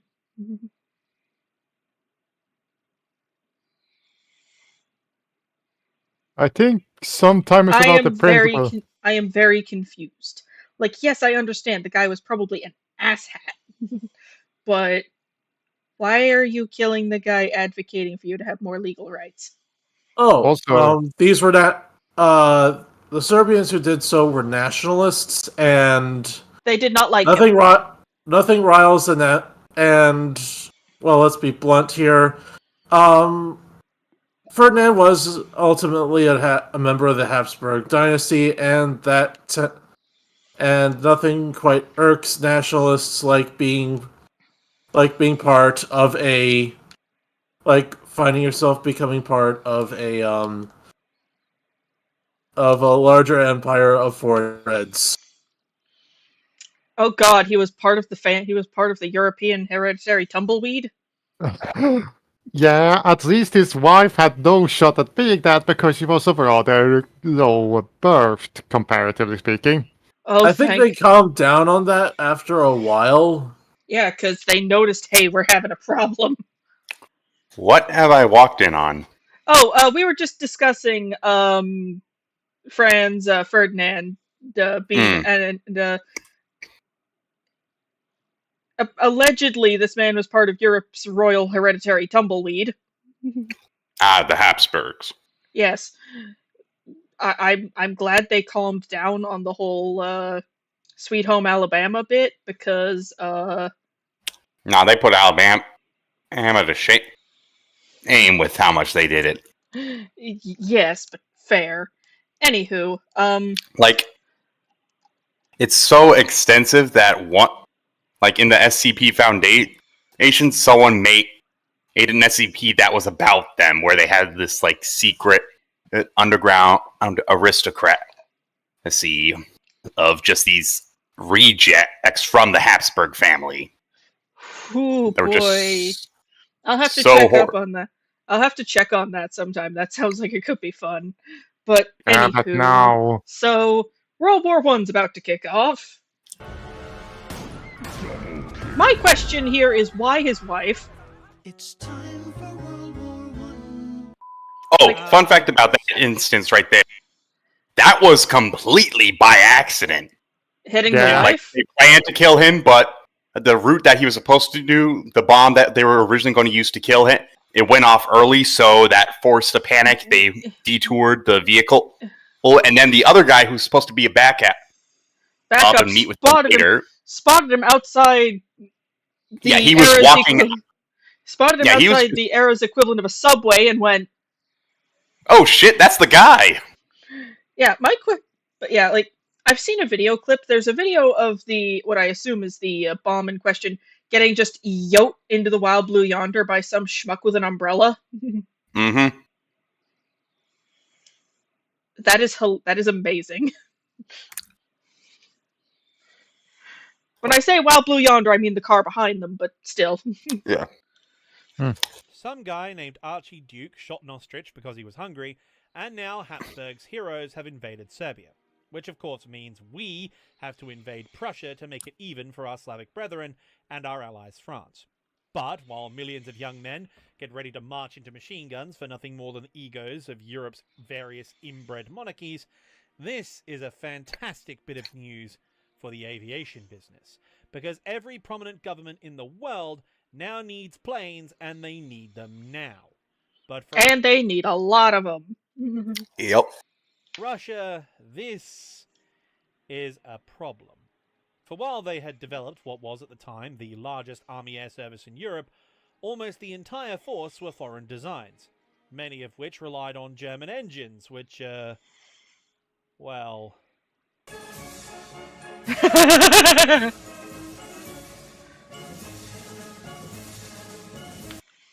This happened. Yep. So they can't get the parts they need anymore. Yep, because Germany hates them. Yep. Terrible So East their option Russia is either German Empire shoot down President German planes and hopefully salvage the engine, or figure start from something out. scratch. Yep. On a different note, why do I find it so comedic? Where it's just like present day Poland, and it's like, wow, Poland really has been a World War speed bump for like. Yep.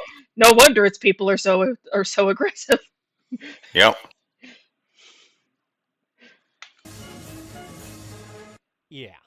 Present day Poland. But, as is common in the history of Very, Russia, very it feisty was people. far worse than that. Due to the aforementioned abysmal level of industrialization, and the Constantly lack of trying to technology trick the sector, X-22 to get into the van with candy and puppies. there wasn't a single design or designer, nor were there the required experts for their manufacture, none of any note at any rate. Even the raw materials were in short supply, and generally of inferior quality. All they gotta do is sit around on the War Thunder forums and wait. Somebody will leak the designs of that thing out of spite. Oh. The X what? F-22 Raptor. Yep. Oh! There has been, isn't there like a running gag where like it has been X amount of days since a War Thunder military leak and it never goes higher than like low double digits? Yeah. Yeah. You would know. You have to sit through the safety briefings Yep. that mostly consist of just stop it. Stop.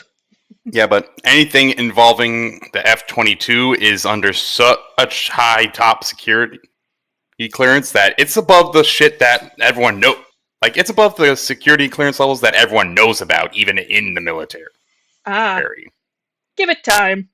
Anywho. Russia Like, on par with the 5 strike teams above Delta Task Force. Whee! But yeah, so we have Russia. Russia has a war going on. Russia has just ticked off its best producer of airplane bits. There is a problem. let alone an aviation industry. And Well, given that they were 5 now might locked even in be a the lie. war, foreign investment and international trade had ground to a screeching halt, sending Russia into an economic death spiral across the board.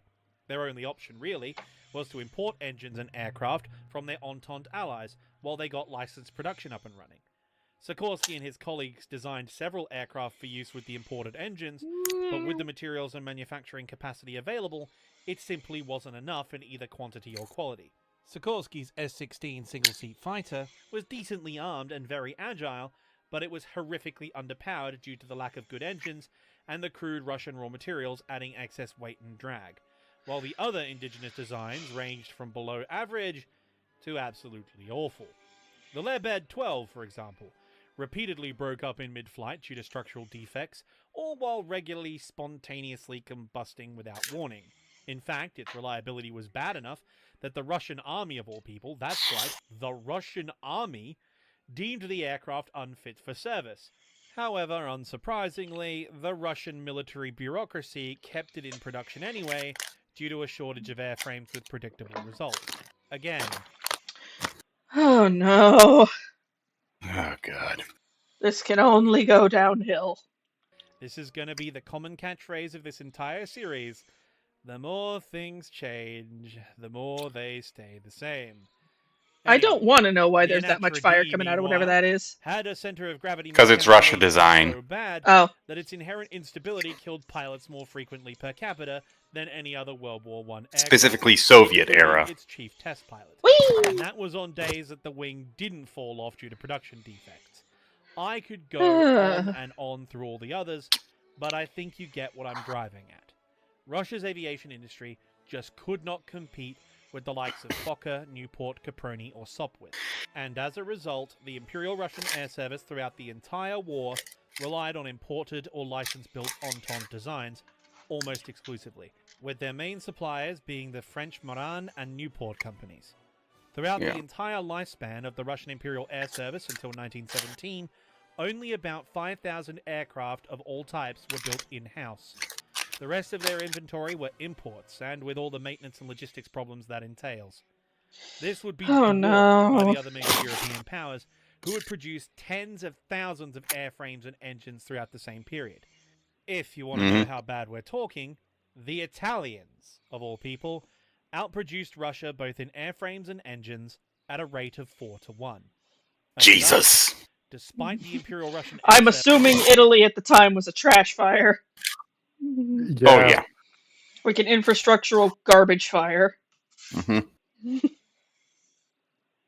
Yeah. Also, a side note: Soviet and like early World War One, late to late World War Two, Russian tanks and helicopters, scary and antiquated. Aircraft, absolute dog shit. And to this day, it's pretty much the same.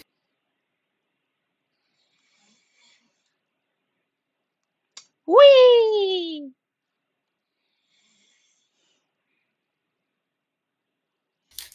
Anyways, let's resume. Service starting World War I with the biggest air service in Europe, less than 2 years later, they were hopelessly outnumbered, while their aircraft were entirely obsolete. And as is typical with the Russian military, that was the good news. The bad news was their logistical situation. No replacements of any kind were available, be they engines, airframes, or spare parts to maintain their existing ones.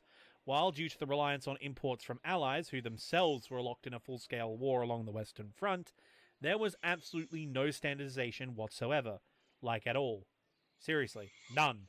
In fact, let me show you their operated types. Behold this list, while keeping in mind their low production numbers and the fact that they're hand-me-down imports, and the fact that it's Wikipedia and of course it has a bunch missing, such as captured types and types that came into service later. Roll clip.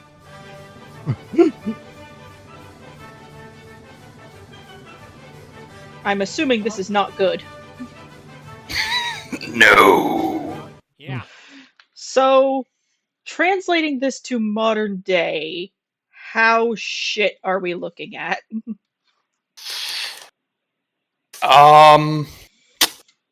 Considering how long the whole war was and everything that was going on in Russia towards the tail end of it.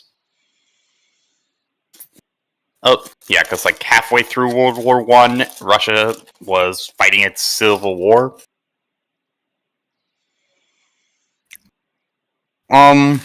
Basically making, testing, deploying, and scrapping a design almost every week. Ah! The stupidity! Just things failing and having to be redesigned every week. Ah! And then still using it because they don't have anything else. Ah! Ah! I feel so bad for the poor grunts who had to deal with this bullshit. Mm-hmm. These poor grunts. That's the Wikipedia list. That's the common public knowledge list. It's missing about half of them. Seriously, it was bad. It was horrible. The Russian air service was completely overmatched. They had no chance. They had one plane to cover 20 miles of front line on a good day, and that one plane would get outperformed and murdered by any German or Austrian plane it came across. Sources for this period are of course sketchy given everything going on and the subsequent turmoil that would embroil the region later, but there are some estimates that Russia only had between 10 to 30 planes that had forward-firing synchronized guns, as in machine guns that could shoot through the propeller, available at any one time. Again, sources are sketchy on that. I'm using Yefrim Gordon for most of this, but that should just give you an idea for how bad the situation is. Most of their pilots relied heavily on two-seaters with gunners, obsolete pusher aircraft, or overwing-mounted Lewis guns. It's unsurprising, therefore, that given the disparity, one form of attack would become famous among Russian aviators. If they couldn't outperform or outfight the enemy, they would simply ensure the enemy went down with them. Peter Nestorov would go down in history as the first man to execute an air-to-air ramming attack, which among Russian aviators would become known as the Taran. This level of desperation was indicative of the terrible situation they found themselves in. Casualty rates were appalling, and If your guys are so desperate to not die, they are legitimately kamikazing the other people.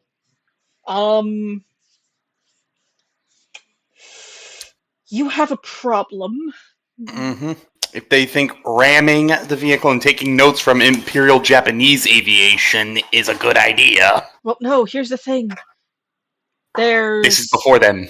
Yeah, this is before the kamikaze pilots. Hell, like this wasn't even done out of like some kind of freaky interpretation of Bushido. This was just, if I'm going to die, I'm taking you with me, you bastard. Mhm. Your Hey. pilots should not be that desperate. Come get some, you inbred son of a bitch! Yes, your pilots should never be that desperate. They should never, ever, under any circumstance, be that desperate. No. If they get so desperate, they add just ram the fucker to their strategy book. You have a problem. And then give it its own name, named after the first guy to do it. You have what we like to call in the quote-unquote industry an issue. A big fucking issue. Yes. Is it as much of an issue as reports coming from Ukraine a couple of years back of them, of the commanders making their poor grunts dig trenches in the forests around Pripyat? Pretty equal scale, just different flavor of how you're going to die. Yup. You do not disturb the spicy dirt. Nope. You do not disturb the spicy dirt under any circumstance, especially when it's dirt that spicy.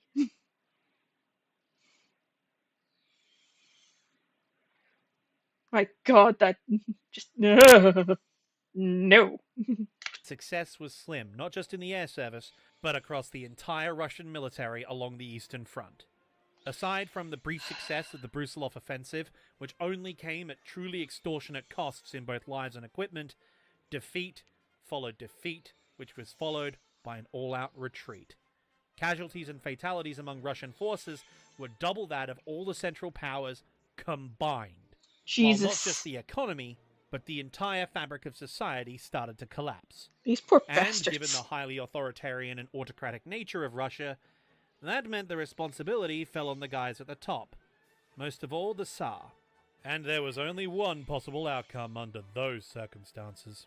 Death. Северо-запад! Они атакуют с юго-востока! Заметим противник на юго-западе! Вражеская цель на западе! A lot of death. Yup.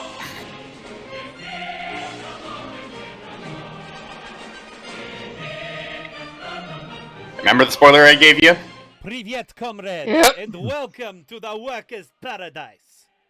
Okay, not really, but that's what it says on the brochure, so I guess we have to go with it.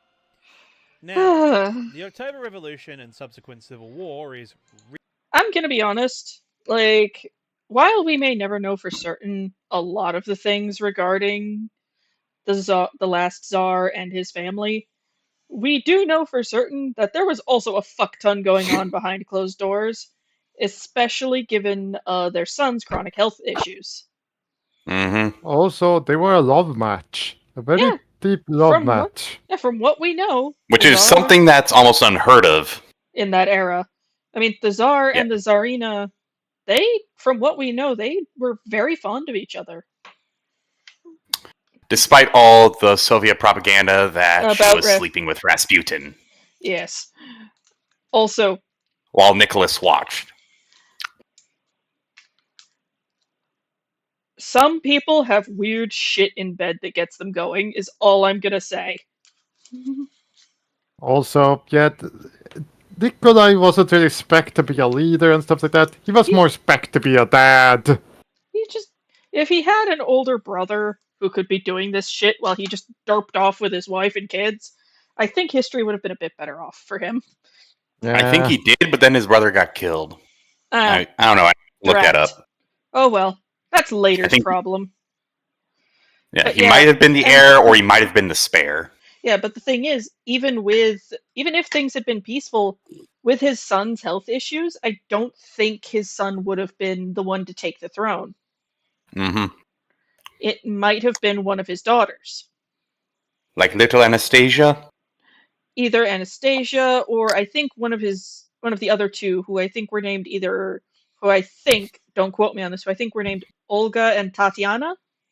Don't Mhm. quote me on any of the names here. But yeah, like this is not me saying that I think he would have been outright discarded because their son would have been outright discarded because of his hemophilia. I think his hemophilia would have been a concern that, had he reached adulthood, might have caused him to, decide maybe politics aren't for him. Because, I mean, if you have trouble not bleeding and you're suddenly in charge of a country that hates you, not good. Really, really, really complicated. But let me sum it up simply. There was a democratic revolution first, but like the American and French democratic revolutions, once they actually started running the country, it turned out the country was so messed up that a democracy wasn't strong enough or organized enough to fix it. So a more authoritarian government would need to step in to actually get it running. For America, it was a centralized state under Congress and the Continental Army. For France, it was Robespierre's National Convention, followed by Napoleon, and for Russia, well, you know who it was. This one.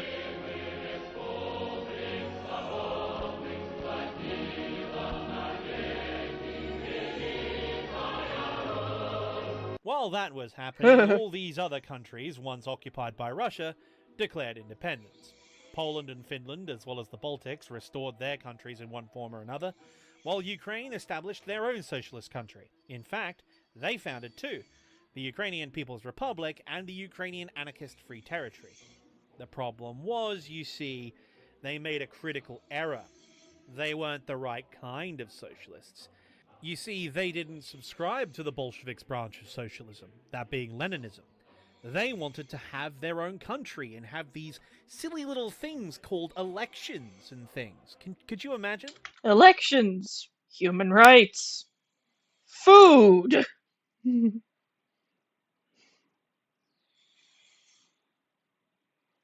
Ugh. I think you can all see where this is going. So, Ukraine, Poland, the Royalists, the Anarchists, and once World War I ended, the Western powers all entered the fray against the relentless march of Lenin and his Bolsheviks, while occasionally fighting each other. Poland and Ukraine fought a ferocious Also, there was a Czechoslovakia legion involved there somewhere. side, Yeah, there while was. the Yeah, anarchists, Czechoslovakia under was in there history's somewhere, certified but Ultra Chad, Eh? the Cossack Jack Sparrow, aka Nestor Makhno, decided, screw it, he was just going to fight everyone by doing drive-bys. And there was, of course, this random bunch of Czechs who decided to steal an armored train and drive to Vladivostok, and they even managed to steal a boat on the way, which they then used to fight a naval battle against the Bolsheviks. And they won, which means the Russian Navy has been defeated in a naval battle by a landlocked country. I'm just going to let that one sink in. current losses to a nation without a navy. Hmm. Let's see. All right. We've got the flagship, the Moskva, down. We've got the Makarov and the Essen, heavily damaged, if not outright incapacitated. We've got the Askold, dead. The I can't pronounce that, and the Kotov are both medically incapacitated. Same with the Sanum. Yep. I'm just going to call it the Ivan is dead. And the Vasily is dead. The Ivan Kurz is dead. The Rostov is deceased. The Minsk, the Novo, the Saturov are dead. The I can't pronounce that is dead. Ooh, the Caesar's still alive. Good for it. Let's see how long that lasts. But Well, it's it is. damaged. Yeah, Caesar Like- Kurikov. yeah, like, I'm gonna be blunt. And the thing is, the Moskva. Oh my god, let's have a look at this. Class designations Navy project plus NATO reporting name plus type. 1. Sunk by Neptune anti-ship missiles, April 14th, 2022. Okay, so here's the thing. With the specs of the Moskva, like factory specs, 2 Neptune anti-ship missiles should not have been able to down it.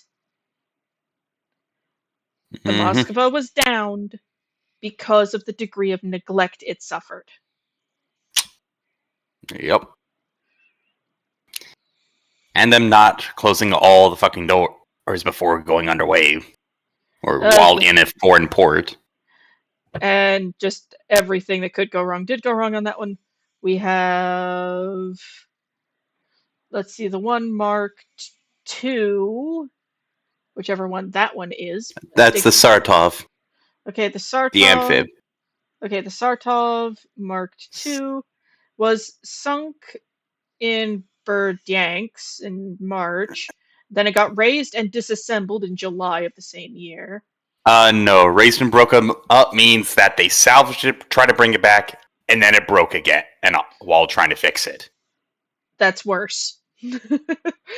Let's see. 2 of the Rapucha class were just were damaged in attack on Saratov and are back in service. The which one Number is marked? The Vasily was sunk by UACV and Harpoon stuff in June a couple of years ago. 5 is Olengorsky. Yeah, the Olengorsky was damaged near Kerch in August of last State year. unknown. Means it's probably dead. And anything marked 6, that being the Rostov and the Minsk, were destroyed in dry dock. So while they were being fixed. Yeah, Also, that- this is as of December of 20 last year. That's what we call a spawn kill. I'm having flashbacks to that one submarine called what? I think it was called like I don't remember what it was called, but it just there's a picture of its victory flag. There is anything and everything on there that floated and a train, Yep. which that is a whole other story. But yeah, just this.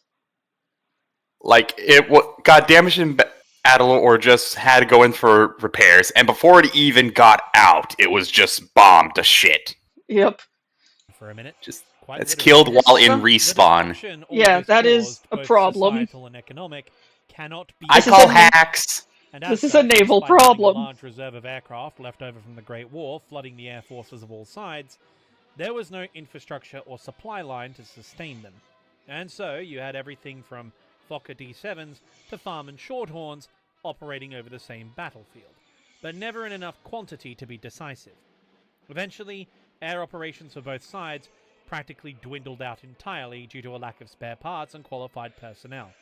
Thus, the Russian Civil War would be settled on the ground, with the eventual victor being the Bolsheviks, who, after murdering all their political opponents, destroying all independent democratic infrastructure, and essentially appointing their own elite caste of bureaucrats that And also yeeting anybody with a military tactical IQ above that of a root vegetable.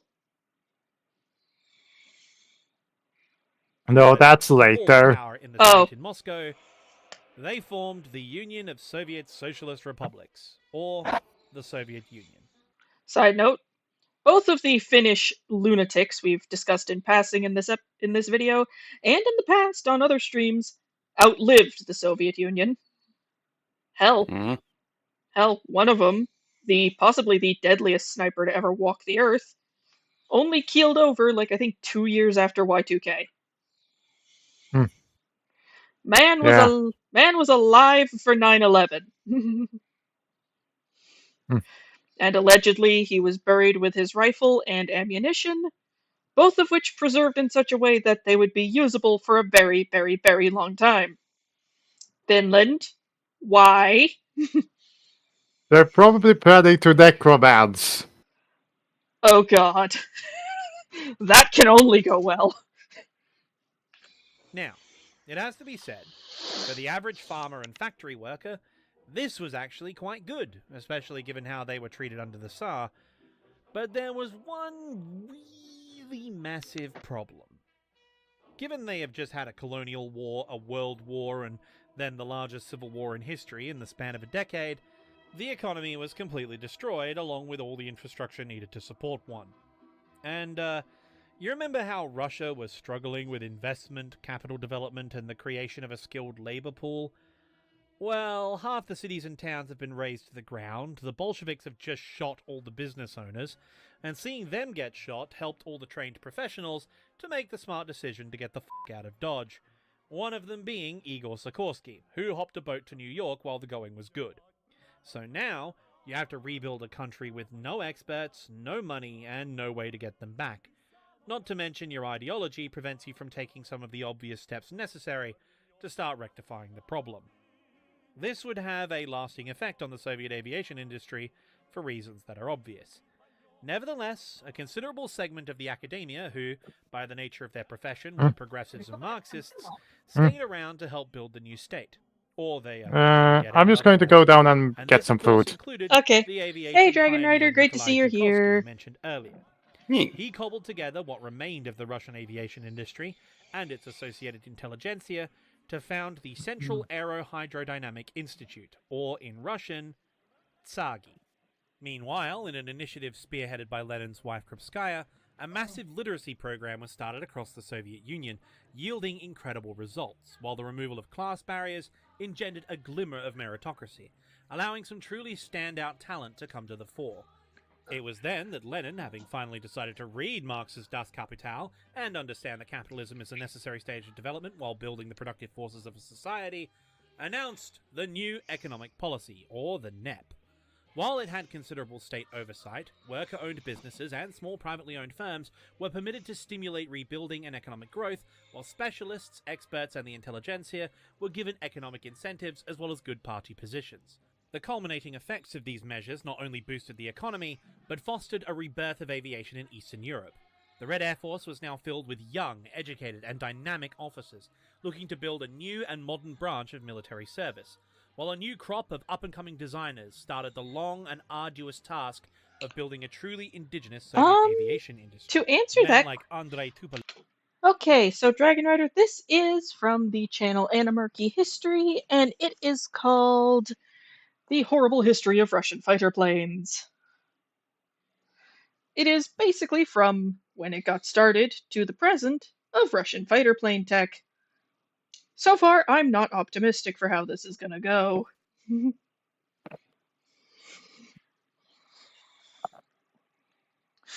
I am back. To quote, I think it's basically just, I got a bad feeling about this. Yeah. This is before what I think is going to happen, so... Yep. Now, at this point, those with any kind of tactical know-how had not yet been politely given the pink slip of doom, but it was not looking good. Yeah, no. Oh boy. But yeah, if anybody is interested after the stream today, and once it's done processing, I'll download this, portion it up, and like Clip the highlights. yeah, do like a highlight reel if you guys want. That could be fun. Yeah.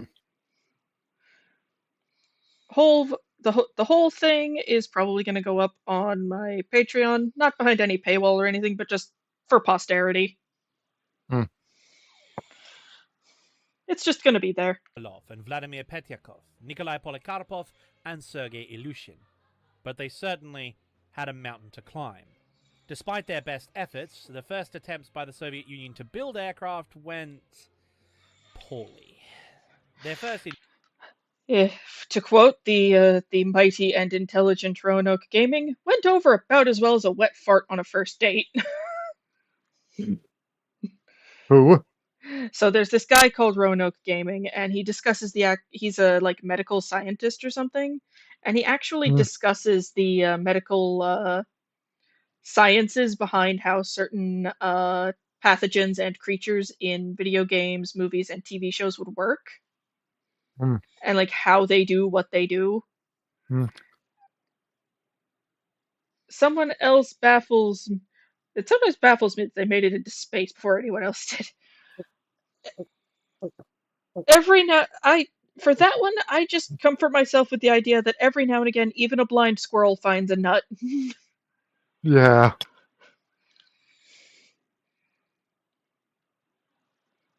indigenous fighter, the I-1, was a modern, forward-thinking design, a monoplane with a powerful American V-12 engine and an aluminium skin, armed with twin synchronized machine guns.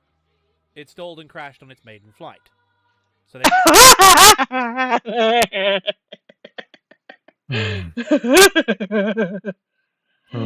Oh boy. built a second one, and then that crashed as well. So they built a third one. This got airborne and up to speed, only to fall into an uncontrollable spin, and then crashed. But the fourth one stayed up. Though, by the time the project had achieved all that, it had been deemed a failure, and so, after a limited production run, the I-1 was cancelled. That said, though, the test pilot did carry out the first parachute jump in the history of the Soviet Air Force, so... yay? I guess?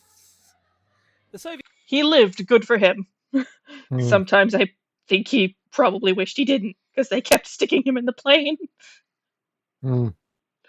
Soviets had plenty of talent and the ideas were good, but they just didn't have the skilled labor, materials, or the industrial capacity to make it work. Again, stop me if you're noticing a theme. So, next, they decided to play it safe and go a bit more traditional. From what I'm seeing, the theme is they have the right ideas, they just don't have the bits and bobs. Mhm. Unfortunate. Next they tried biplanes. Behold! That's what they get for being commies. The DI-1. A two-seat fighter, this time with an even more powerful W-12 British engine. Surely this one will... That doesn't look like there's room for the pilot. I get their scrawny underfed Russians who are probably kind of on the runty side, but Jesus, there's no room. do better, and it crashed. Where would he go? Aircraft fell apart mid-air, and upon inspection it was confirmed that poor building materials and unskilled labor caused the complex airframe to come apart at high speed. Oh, killing both there's the aircrew in problem. the process. Look, it was going to be a very, very long road, but at least now they were learning. The economy was bouncing back. They had a strong academic base with plenty of resources to experiment and perfect new designs. The next time round with the I-2 was marginally better, but still not really up to scratch. It wouldn't be until they reached the I-3 that they saw some success as the first frontline service home-built fighter to see widespread service. They still lacked an indigenous or even a licensed engine industry, but positive progress was being made in both aircraft design and production. If we keep this development up, this economic development, and fostering the innovation and passion of the workers, if we keep progressing our society while unleashing the talents of our artists and academics, we could be at the forefront of a whole new age of economic, social, and aviation development. Never mind. Yep.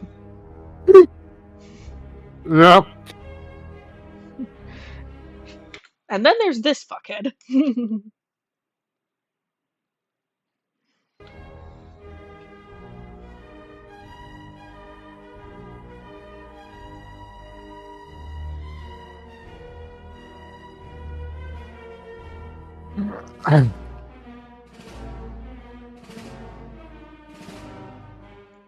Alright.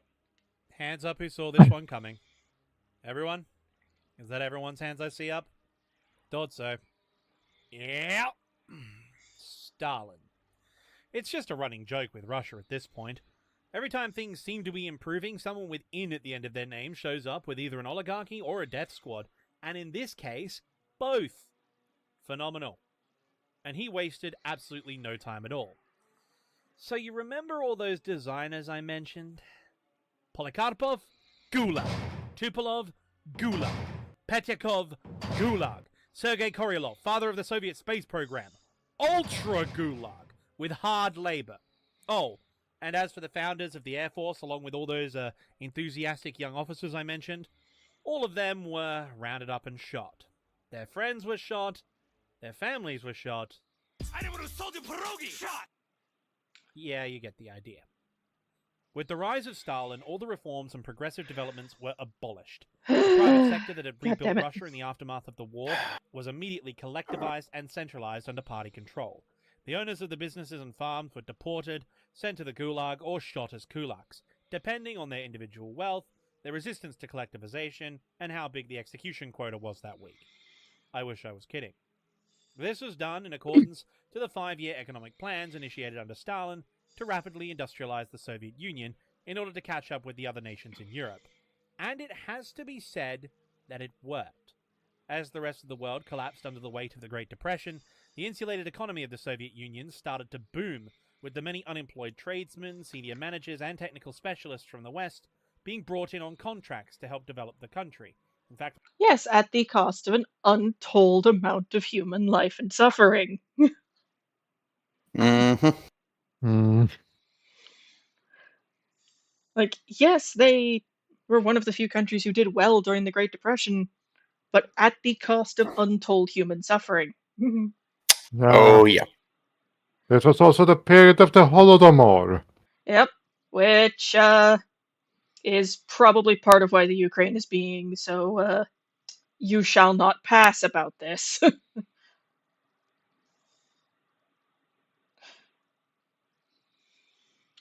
most of their dams, highways, all those projects were built and designed by Americans. However, as the old saying goes, when you spend money on things, that money has to come from somewhere. And the only major exports that Russia had were raw materials and, of course, foodstuffs. But the collectivization of agriculture, while allowing for a better allocation of labor and resources to industrialization, had halved productivity. After all, no one was making any money from farming anymore, so why stay on the farms when Stalin wants steel mills?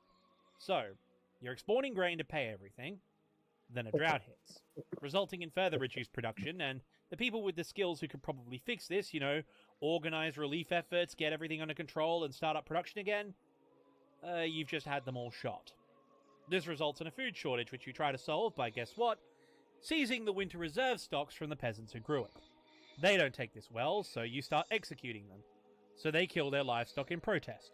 So you seize literally everything they own in order to feed your industrial workers, who you've drafted from their farms because you needed to industrialize. So now you can't grow anymore. Yeah, it turns out authoritarian regimes, be they far right or far left, aren't exactly great at running economies.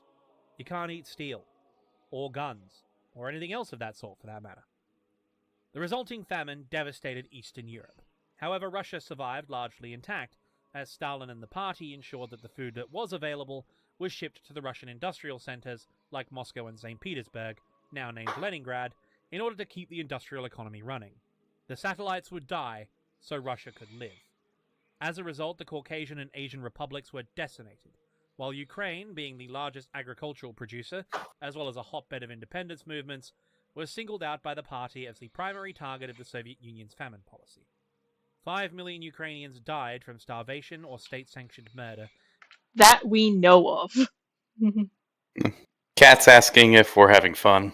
I guess, yeah. We're just kind of... Yeah, I would say we're having a good time. But yeah, that 5 million number... Cataclysmus. That 5 million number, that's what we know for casualties. And there was a big purge of records. So who knows? All we know is a lot of them.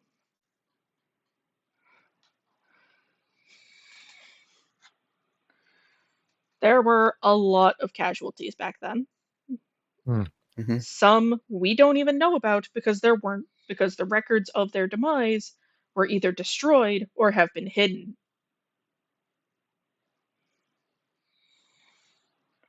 In an officially recognized genocide, known today as the Holodomor.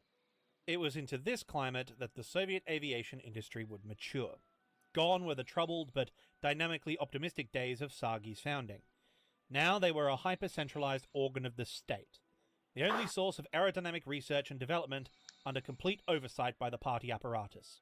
Any hint of not meeting quotas, any failing of a project, even the remotest whiff of political unreliability, a telegram to a relative in Poland, a handwritten note in Ukrainian or Georgian, straight to a camp with you and most likely all of your co-workers. In fact, the entire staff at Sargi was imprisoned several times during the era of the Great Purge, with many of them being shot. In fact, I know of one instance where the entire faculty was shot. However, the indispensable members I mentioned before were put into special research and development gulags known as Sharashki. These were essentially slave labor camps like the rest of the gulag system. However, instead of digging mines or building roads, the inmates were technical experts in various fields, forced to continue their work under prison conditions, all while being closely monitored by the NKVD, the precursor agency to the KGB. Now, it should be said here that I am condensing the timeline, as the 30s saw huge developments in Soviet aviation. Not everyone was locked up at the same time, and there were hundreds of thousands of different intrigues and political maneuvers going on, and there was no way I will have time to cover them all. So instead, I will be discussing their various fighter projects. I just thought you'd all appreciate the irony that many of the Red Army Air Force aircraft that saved the world from fascist tyranny during World War II were designed in a prison cell, guarded by secret police. War II, the Red Army Air Force Should that plane be flying at that angle? Yes, Okay. that's an It's- aisle. oh, That it's must getting be ready the for- aisle. It must be getting ready for like a dive run or something, because I saw Yeah, the that's angle an it aisle. was. I saw the angle it was flying at and got aircraft concerned. that saved the world from fascist tyranny during World War II were designed in a prison cell, guarded by secret police. Anyway, with that wonderful piece of delicious irony out of the way, on to the next chapter. Has not been possible. We have been unable to use the bacteria body. Responsibility was yours. You have failed. The Supreme Council does not accept failure.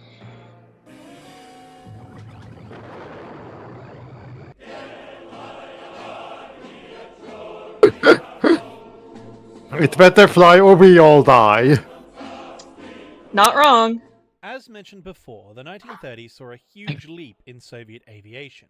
Stalin's industrialization and increased trade with the West allowed for the purchase of various technologies, as well as the, shall we say, acquisition of others. Side note, this did actually happen. Mm-hmm. That was not photoshopped. That did happen. Strategic transfer of equipment to alternate location. See, Yep. that's an acronym that works. Yep. And that is an American helicopter making off with that other helicopter. The rest of it is attached. The rest of that helicopter's attached to a different helicopter that is following this one. One of the famous ones everyone likes to talk about, of course, Meow. is the licensing of the Christie suspension system, famously used on the BT and later T-34 series of tanks. But really, of all the branches of the Soviet military, it was the Air Force who went on a proverbial spending spree. Their main goal was, of course, engine procurement. Even after 20 years, they still hadn't managed to set up an indigenous engine industry. But with Stalin's industrial reforms and his workforce, highly motivated, it was time to change things. It is no exaggeration to say that the entire Soviet aero engine industry was founded on the production of Western designs. The famous Klimov VK105 series of engines were developed from the Hispano-Suiza 12Y, while practically every radial engine in use by the Red Air Force was a development of either the Gnome-Rhone radial or the Wright Cyclone series of engines built under license. The really interesting one, though, is the McEwen AM34 and its subsequent variants, the 35, 38, etc. They were developed from engines made by Fiat and BMW. It was actually a really solid engine design, showing the ability of Soviet engineers to improve and develop existing ideas. These engines, despite reliability issues and development problems, would eventually prove to be exceptionally powerful and provide an excellent base for Soviet aviation designers to come up with some truly great aeroplanes. However, the political climate of the Soviet Union did all it could to prevent it. Under Soviet economic planning, production numbers were everything. Meeting quota was as close to God's commandments as you could get. In fact, Stalin's commandments were God's commandments, really. It didn't matter if it was tanks, guns, engines, planes, or trains. All that mattered was the almighty quota. As such, higher quality and more modern designs for everything would often not be produced in favor of models already in production. Production they could subsequently cut corners on if need be to meet quota. If the factories failed to meet quota, the entire staff could be shipped to the Gulag for sabotage, or wrecking as it was known. All that mattered was getting their product out the door. Damn the consequences. As long as it looked good on the monthly productivity report sent to Moscow, that's all that mattered. And all of this was on top of the ongoing issues with poor quality raw materials and skilled labor shortages, which still hadn't been rectified. Simply put, manufacturing in the Soviet Union, by its very nature, was afflicted with horrific institutional problems, especially during World War II, or, if we're being accurate here, the Great Patriotic War. It wasn't uncommon for structural defects or control surface failures to plague the frontline aviation units. In fact, until mid to late 1943, most of their aircraft weren't even built to basic spec. German pilots recovering shot-down Soviet aircraft reported that in many cases, half the instrumentation in the cockpit would be missing, along with all their support equipment. The lack of proper weapon sights was a chronic issue, to the extent that most of the Western Lend-Lease aircraft that arrived were raided for their gun sights and their bomb sights by the aviators. Those who weren't lucky enough to get a hold of these rare commodities often had to make do with a painted crosshair on their windshield, kind of like how those competitive shooter players used to stick a dot on the center of their monitor back in the days before you Zoomers came along. God, I'm old. However, in fairness, their modern monoplane fighters only really entered development in 1939, and thus they were rushed into service far before they were ready, while the factories which built these aircraft had to be frantically torn down and rebuilt from scratch in the Urals after Operation Barbarossa sent the Soviets fleeing for their lives. So this rushed production and the chronic issues with shortages and defects is unsurprising. However, during the interwar period, it appeared that the Soviets briefly held an advantage in terms of modern aircraft, thanks to the famous Polikarpov series of fighters. Unfortunately, it was a facade. The problem was that the I-15 Chaika and the I-16 Ishak, while excellent designs for the late 1920s, did not enter mainstream service until 1934, by which time all their competitors from the West and the Empire of Japan had high-performance monoplanes entering the testing phase. And even with their relatively good performance, the same issues plaguing Soviet aviation hit them as well. Poor materials, reliability problems, and the I-16, while a forward-thinking monoplane with retractable gear, had a number of severe flaws. Visibility was a problem. Originally featuring an enclosed cockpit, it was not actually easy to see out of it, due to the canopy frame being very awkwardly built and the poor quality of Soviet glazing and glassmaking. A problem compounded by the fact that the engine often spewed oil directly into the pilot's face without warning, blocking their vision. That's when the engine didn't randomly catch fire. This was being completely removed in frontline service.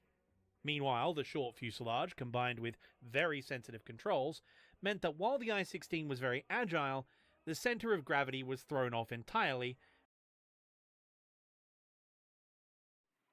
This sounds like a flying nightmare. Also, take a look at the comment I just put in the live Quota chat. was to the Soviet Union what Big E is to the Imperial. You're not wrong.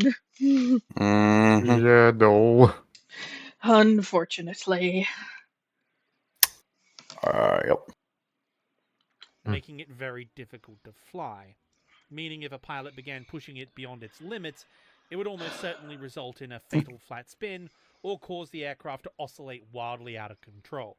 Combine this with the serious deficiencies in Soviet pilot training and the low educational baseline of their recruits, and the I-16 would end up killing a considerable number of young Soviet aviators.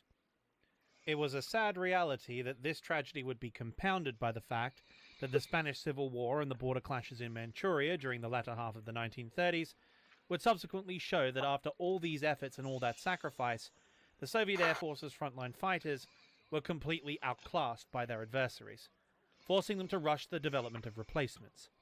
To achieve Also, this is probably not helping any kind of population issue Russia has if, like, all your strapping young lads in their early to mid 20s are just dying Yeah, no. in droves. this fast development turnaround, they had to get help. And they got that help by calling in a favor. A rather ironic favor. You see, the Luftwaffe during the 1920s was not allowed to exist.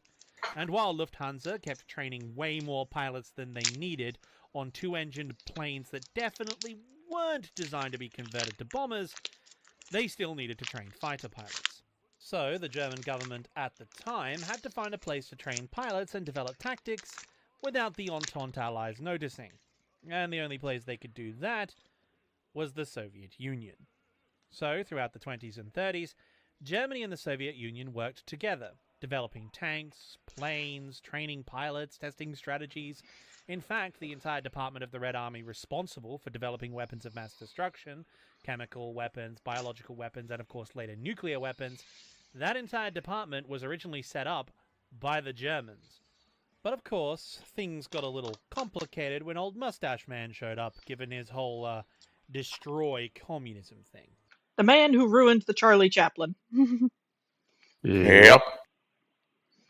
But in order to pursue his rearmament goals, he would need to He's sign why Pam couldn't take her hat off during the Halloween. Soviet Union. Mm. And when it came time to invade Poland, he needed You get that security reference? guarantees Yep. And of course, Aryan Supersman hiding from angry Polish mailmen. I didn't get that reference. You ever watch The Office? Nope. Alright then. Well, in one episode of it, Pam is working at this other Dunder Mifflin company that's where her school is. That's close to where her school is while she's doing art school. Well, and during it, she got dressed up as Charlie Chaplin for Halloween because her old workplace would do that every Halloween, but this new one does not. So she's dressed up as Charlie Chaplin in a place where no one else is dressed up for Halloween. And also, she can't take off her bowler hat at any point because otherwise she looks like Hitler. Oops. Yeah. goals, he would need to sign various commercial agreements with the Soviet Union. And when it came time to invade Poland, he needed security guarantees and, of course, natural resources to make war. And so, the Nazi-Soviet commercial agreements were signed alongside the Molotov-Ribbentrop Pact. But Hitler and Stalin definitely weren't allies at all. We swear, we promise, we had all these documents we released in the 1950s proving it. They're completely legit, unedited by Stalin in any way, and are definitely not contradicted by the German Foreign Office document captured by the Allies. Anyway, one of the methods of payment for Soviet raw materials to fuel their rearmament and subsequent conquest of Europe were examples of modern German aircraft and their blueprints. These would prove invaluable in not only developing their own aircraft, but understanding the capabilities of their enemy. However, of course, it was a well-calculated gamble on the Germans' part, as they rightly surmised that the Soviet research and development and production cycle was not good enough to make use of their technology before they developed something better, or preferably, they had already declared war and defeated them. As we know, this gamble would eventually prove to be the biggest backfire to happen in the Soviet Union, at least until the first flight of the Tu-22, but originally it didn't look that way, because aircraft design under Stalin's rule was an absolute disaster, filled with nepotism, party politics, gulags, bureaucracy, and, quite frankly, incompetence. And I can think of no aircraft that sums this up better than what is possibly one of the worst flying machines ever. This segment will have many boring visuals, as not many photos of this aircraft or its designers survived. I don't like where this is going. You won't. I know what he's talking about. This is just... Bad. This is just the epitome of how Russia does it. Built. And I use this term, flying, in its loosest sense. For as the Bf-109 made its presence known, everyone in Europe's air forces collectively shat themselves and began rushing to source a competitor or replacement to their current in-service fighters. In the Soviet Union, this task would fall to Polikarpov, Lavochkin and Gurevich, Artyom Mikoyan, and Alexander Yakovlev, who would all propose designs. Or at least they would have, if it wasn't for the fact that People's Commissar of the Defense Industry, Mikhail Kaganovich, was good mates with and the father-in-law of a bloke in the Communist Party who had just graduated from the Moscow Aviation Institute. Oh no. The problem was, he was an industry graduate, not an engineer or theoretician graduate. As such, he had the on-paper to set up an aircraft factory, but he didn't know how to actually design a plane. Furthermore, he had no practical experience in the field at all. He had never actually run a factory, nor had he built so much as a paper plane, let alone a real one. What he did know how to do, however, was network. Thus, thanks to Kaganovich and his reputation in the party, he got the contract to design the new frontline fighter for the Red Army Air Force. Object designation I-220, named the IS, which of course stood for Joseph Stalin. This man, the man responsible for this abortion of aviation, was Alexander Silvansky. And even with friends in high places, how he didn't get shot, I have no idea. Silvansky immediately went out and got a design team together. After Stalin had centralized and consolidated the various The fact that there's no available picture of him makes me think that he was made up so they could deflect the blame to someone that didn't exist. Issue was, A valid theory. of course, he couldn't exactly go to Yakovlev, Mig, and all the other guys to grab their designers, so he had to go to all the defunct design bureaus, who, given they had closed down, were able to provide the necessary staff. Issue was, of course, they had all gone defunct for a reason. Namely, all their previous efforts had been catastrophic failures. However, with the backing of the Politburo and a can-do attitude, this project couldn't possibly fail. So, Silvansky appointed a lead designer, Ivan Lemishev, and he got to work designing the aircraft and immediately ran into an issue. The engine selected for the I-220 was the M88 radial, developed from the Gnome series of French radials. This engine, while powerful, was also big and subsequently heavy. It was also fitted with a reduction gear to ensure smooth and reliable performance. However, that also meant its propeller had to be, as they say in the industry, f***ing huge. What resulted from this was a central fuselage design that had a large surface area causing an exceptionally high amount of drag.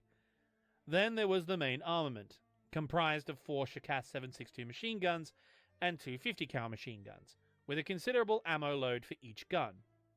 Now, just looking at it, I'm sure you can already see the drawbacks of the design. So, It's- can you see it? It's a flying ammo box. Exactly. It's a flying ammo box with a large surface area for people to shoot at. One tracer round into the mag box, and you're done. Yeah. However, that is if this got up into the air and in the way that they would deploy it for frontline use. I have a bad feeling about where this is going. Yep. However, I promise you, it gets worse. When they actually built the thing, it turns out they hadn't actually calculated the dimensions for the landing gear properly, most likely due to the various foreign parts they were using coming in different measurements, which meant the landing gear couldn't fully retract into the wheel wells, causing yet more drag. However, when the gear is fully extended, the result was actually even worse, because they hadn't made the gear legs long enough to provide ground clearance for the propeller. So, Oh no. how did they overcome this problem? Silvansky, having spent all his time talking up his project in Moscow, decided to fix the issue himself. He went to the tools locker, grabbed a hacksaw, and sawed the propeller's tips off so it did clear the ground. Then he went around the engine cowling with a hammer and hammered down the engine fairing to make sure it fit properly, only to then find out that due to design and production delays, the engine they would have to use was actually an M87, which didn't produce as much power while not fitting the designed engine mounts, which ended up forcing a redesign, further ruining the already terrible aerodynamics of the nose section. And as you can imagine, the build quality from the project manager was typical of the rest of the staff. This thing was a fat, heavy, underpowered, poorly built monstrosity. And then it tried to take off. Oh no. Only it couldn't. It was too heavy. It couldn't get enough lift, and there wasn't enough runway in the world to let it get up to speed. Turns out, failing basic engineering tasks and sawing your propeller in half has a negative impact on aeronautical performance. So they needed to reduce weight. How are they going to do that? Well, they took the only logical step. Yes, it's a fighter plane, but does it really need its guns and ammunition? I mean, really? Does it really need it? No. Yes. So they took the guns and ammunition out, and thus this so-called aircraft finally got airborne. But it didn't stay up for long. After getting to about 500 feet, the aircraft was vibrating and shaking all over the place. Controlling it was damn near impossible. The torque of the motor was atrocious, the center of gravity was off, the wheels protruding out of the wheel wells disrupted the airflow and caused an almost fatal amount of drag, and the test pilot barely escaped with his life on landing, almost ground looping while avoiding a prop strike by mere millimeters. After only 2 flights, the test pilots flat out refused to fly this thing, telling the director and even senior Soviet leadership that it was, in their words, and I quote directly, a bad heap of shit. They unanimously declared the I-220IS as unflyable and recommended the project be abandoned. It was subsequently taken to the Moscow Aerodynamics Institute, Silvansky's alma mater, to be used as an exhibit for its students of how not to design an airplane. And so, in the end, after all of that trouble, it would fall back to the original gang of designers, the most prominent one being Polikarpov, and it was he who would be the first up to present his entry for the next frontline fighter for the Red Army Air Force. This thing. There we have. The I-180 project had a lot of potential. It was a far better design overall than the Silvansky IS, but it used the same engine, and as such it suffered similar issues. Polikarpov, however, was a competent designer and straightened them out over the next 3 iterations. Though to do it, he had to abandon the more advanced technologies and more ambitious design ideas he had, and fell back on a layout similar to his earlier work, which meant what he produced was essentially a Super I-16, just faster and more agile and more heavily armed. But alas, despite these improvements, it also had the same vices. It was difficult to control, quick to spin, and it required constant attention to fly properly. It also had the disadvantage of being very intensive on the use of special metals, something the Soviet Union wasn't equipped for the mass production of. And of course, it still suffered from the same problems of lack of skilled labor and poor raw materials. He warned the Department of Military Industry and the Air Force that his design required more fine-tuning and proper training. But that would cause too long a delay, and thus the aircraft was forced through into the testing phase. As a result, the I-180 ended up killing 2 of the Soviet Union's best test pilots, one of them being the famous Valery Chekalov. Once more, Soviet bureaucracy and political machinations had killed its aviators and undermined the nation's defense. But as we all know, the Soviet state is infallible, and therefore someone was at fault somewhere, either by negligence or by sabotage. Someone had to answer, and that someone was Polikarpov. He was declared persona non grata, stripped of his post, and sent on a fact-finding mission to Germany, which, as we know from the Great Purge, is usually a setup to getting shot on subsequent trumped-up charges of treason. R.I.P. Tukhachevsky. Truly a real one. Luckily for Polikarpov, though, the heat had died down when he got back, but never again would he lead a design bureau. He was relegated to working for a new up-and-coming superstar, Artyom Mikoyan, and his colleague Mikhail Garevich, otherwise known as MiG. You'll be hearing a lot about them in future, but this was still the early days, and they were just getting started on their contender for the frontline fighter contract. Speaking of, with Polikarpov out of the race and the Sylvansky IS quite literally shaking faith in the currently available radials, Soviet authorities put out a request for a fighter with an inline liquid-cooled engine to compete directly with the Bf-109 on its own terms. The engine selected for this contract was the Klimov VK-105, and while it too suffered the woes of Soviet manufacturing and a number of early teething problems, with a good ground crew performing the required maintenance, it was a powerful and eventually, after a lot of effort, a reliable engine. So, research and development always has its rough phases, especially with something like this. Mm. However, this is borderline criminal incompetence. If you are told to your face this thing isn't ready yet, and yet you shove it through anyway, you don't get to be surprised when people die. Yeah. In a competent country, it wouldn't be Polikarpov who got the boot. It would be whoever it was that he told, no, I need to fine-tune this, that got it. Yes, however, that's the bit here.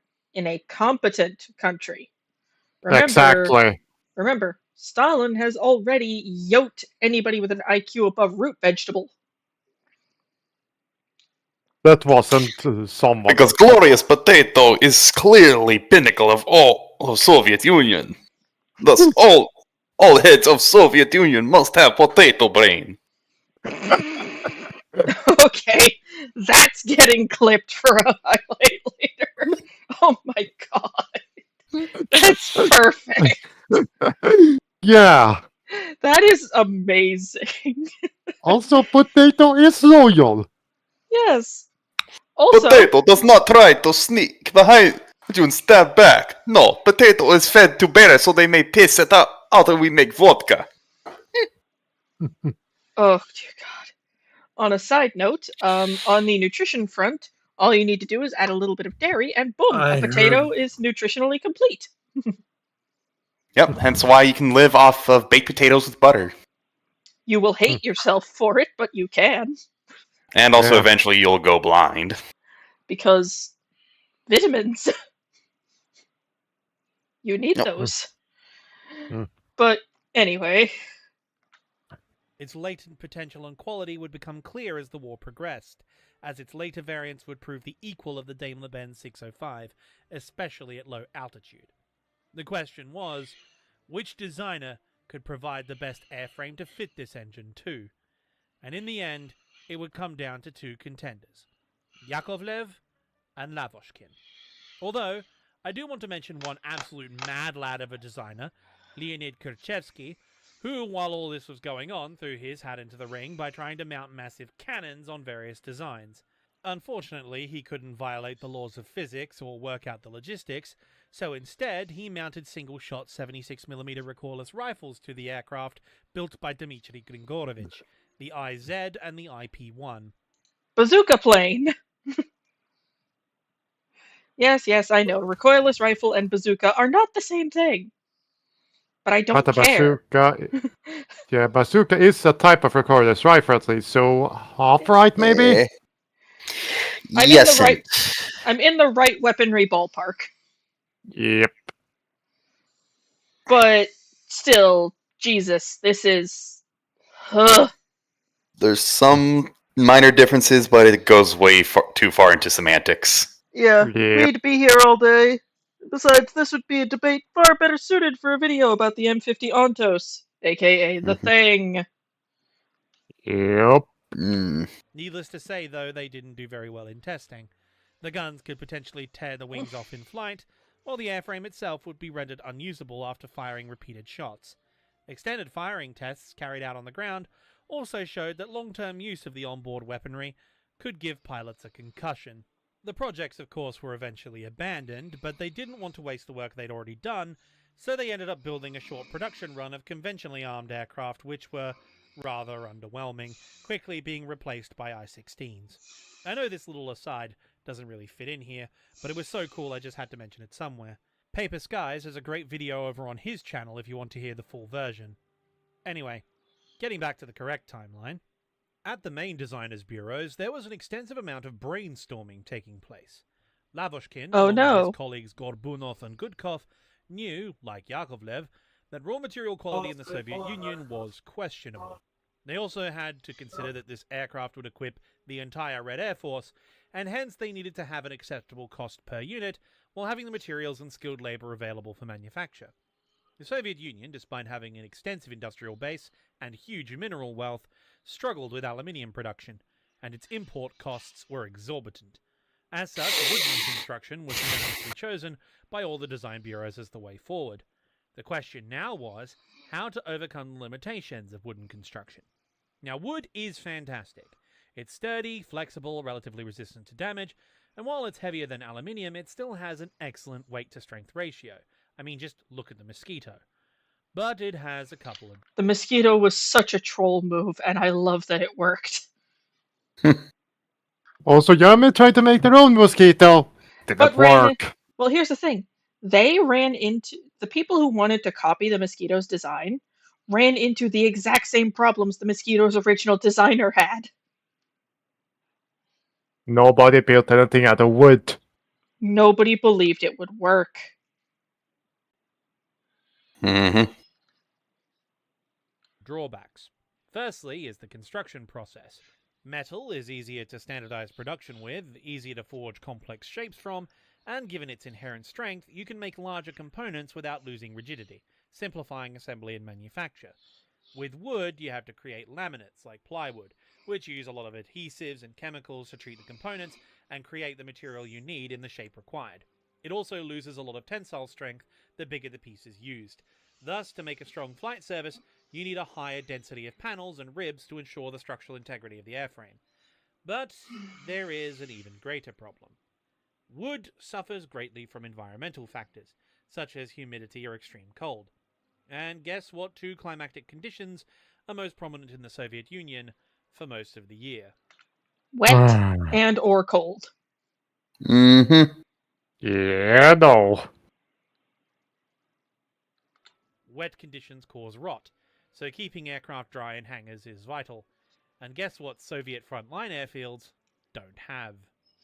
Alright, Hangers. so we need to compensate for poor materials, simplify production, and future-proof against environmental damage. Their solution was to build a simplistic and sturdy airframe out of Bakelite. Yes, you heard correctly, Bakelite. Or more accurately, Delta wood, which is pine wood cut into sheets and treated with phenol formaldehyde resin, which is the key component of Bakelite. Now this was an ingenious idea, because it addressed all the primary issues of wooden construction. However, as you can imagine, with all the chemicals, adhesives, and the hardening process, manufacture was a good deal more complicated, and until they could get a trained workforce together, it would be a very hit-or-miss operation in full-scale production. There was also the slight problem that the cheaper adhesives and chemicals used in the process by the Soviets were exceedingly caustic and would cause serious skin conditions unless properly handled, if not serious injury or, in the worst case, death. Which in the Soviet Union is... Hello, Rap. Actually, you know what? Given Siberia for wrecking, we can chalk it up to Not an much. occupational hazard. We are But it gets availing worse ourselves of the still. stupid. By adding all those different elements, Okay. while it achieved the same effects as aluminium, it was still considerably heavier. So how's life aside from the dog problems? Where this one is going. During the initial flight test, the Dealing with my back. Gorbunov-Gudkov, or Ah. LAG, was Heard it when I okay. broke up the Being the dog most fight when my average mom had source that of the seizure. And then, I was stupid enough to go to then decide, hey, let's go move the Bowflex upstairs. Like the BF-109 or the Spitfire. Mm. Though it did win against some of its rivals in top speed. Which, I did it right. I acquired assistance. I used the wagon. Can we pause Oh, while then Rap's it talking? Sure. All the good stuff, but, still hurt myself doing it. Why are you moving the Bowflex out of the basement? Because we want it upstairs. Where? The only thing upstairs is a woodworking shop, a garage, and then the paint bay. It's in the woodworking shop. Stuff was Where? moved a lot since you've been here last. You know the wood rack? Uh-huh. It's now in the paint bay. Hmm. Wait, you have the garage on top of the house or something? No, No, it's a we have the standalone garage on top garage. of the other garage. It's basically there's a house, and then like 20 feet next to it, there's a garage, and the basement of that is a garage for all the backyard stuff. So, Bronx, this is a kind of an American thing. For Americans to have, for the fact we have a lot of space and a lot of stupid. I have a garage that can house 6 cars and still has a functioning wood shop. And also a paint bay. Like an industrial wood shop. No, the paint bay is part of the 6 car count. Okay. You're telling me So you it's can either- actually run a... You're telling me you can actually run a manufacture of wooden vehicles out of your garage? Yeah, I could. It is fully capable of doing some small scale industrial woodworking. Yes. Hmm. Yeah, but can we at least get back to the video? Or Yes. with Yes, let's look at some failed industrial woodworking. There was an attempt. Huzzah! I'm going to not look at it because I am driving. Fair. There was. You An see, attempt. when they conducted The hero initial named tests, Ragnarok. it was done with the proof of concept prototype, meaning it had been custom built. rigorously need to checked hurry up and do the designed with AAR the for our- customer in mind, meaning it wasn't equipped Yeah, for the yeah, production yeah. models. The second For Lancer. Rep, you're live. precursor to the production model. This Hmm? was fitted for combat I'm You're doing- live. meaning it had I all the know. extra equipment on board, radio and navigation gear, a full collection of sensor gauges, a maximum fuel load, armor plating for the pilot, and a combat-ready weapons loadout. The result was a fighter Alright, that fought I'm gonna well in disappear, you kids optimal have fun. conditions with everything Night. working Okay. perfectly, with a factory-fresh engine, could go at most 337 miles an hour. Compare that to the BF-109 F2, which under the same parameters could reach speeds of up to 390 miles an hour, while the BF-109 F4 could reach as high as 410, and both of those 109 models would be the primary opponent the Lag 3 would face. But the problems did not stop there. Because of the extra weight combined with the lack of power, the climb rate of the Lag was one of the worst among modern fixed-wing fighters of the period, and I am including the interwar designs. The roll rate was sluggish, the turn rate far inferior to even its competitors from Yakovlev and MiG, let alone the aircraft found in other air forces. And that's before going into the general mechanical reliability of the design. The hydraulic system was particularly bad, to the point where the landing gear would randomly retract while on the ground, causing the aircraft to collapse on itself, busting the propeller and wrecking the undercarriage and the engine. This could also happen in reverse while in flight. The hydraulic system would give way and all of a sudden, your gear was down while going top speed, breaking the entire assembly if not throwing the aircraft out of control. Then there was the cooling system. The VK-105 was a fantastic engine, even with the production issues, as I mentioned before, but the way it was integrated into the Lag, along with the excess weight of the airframe, meant it would run hot very frequently. A problem made worse because the pilots would often, as mentioned earlier, close all the radiator vents to try and get an extra few miles an hour because they desperately needed all the speed they could get to survive, which in turn caused the oil lines to rupture and the radiator to implode. This would, of course, remove the lubrication and moderating systems that makes the engine, work. So it would overheat and seize or explode, all while spewing oil all over the canopy. The canopy that most Lag pilots would keep open because when they were made, the nitrocellulose compounds they used to treat the plexiglass would cause a severe yellowing effect when exposed to excess UV rays. You know, the stuff that aircraft constantly get bombarded with since they fly higher into the atmosphere. Meaning that on early Lags they couldn't actually see out of their cockpits. It also had the added bonus of extra cooling for the pilot, seeing as they hadn't thought to set up a proper ventilation system for the engine compartment, and as a result, hot exhaust fumes would go right past the dashboard, straight past the pilot, and throughout the cockpit, meaning long sorties with the canopy closed would cook the pilot like they were in an oven, while slowly gassing them. Naturally, Soviet pilots hated this thing. They absolutely despised it, and given the performance against its rivals, it would soon earn the nickname the Flying Guaranteed Varnished Coffin, or the Lacquered Flying Coffin, or something to that effect. But as is often the story, with 2 million genocidal fascists revving up their panzers next door, beggars couldn't exactly be choosers. And so the VVS, the Red Army Air Force, ordered the LAG-3 into full production, with the plan to iron out the kinks as they went. The problem was, of course, the 2 million genocidal fascists revving up their panzers next door, who chose that exact moment to stop being next door. This forced all the production facilities to be evacuated to the Urals, while many of the trained engineers deployed to the front, meaning they had to set up the production lines from scratch with freshly recruited factory labor, many of whom were older men or young women who'd never worked in this sort of environment, or even if they had, hadn't been trained on the unique Deltawood construction of the LAG. As a result, the quality issues I just spent the last few minutes explaining got worse. And in a twist of bitter irony, the structural design of the LAG, the one good thing it had going for it, ended up being a double-edged sword. Because despite all its faults, due to that strong Deltawood design, the LAG could actually sustain an awful lot of punishment. Like many Soviet vehicle designs at the time, it was built to operate in exceedingly harsh environments at the hands of relatively low-skilled operators, making its combat survivability quite impressive.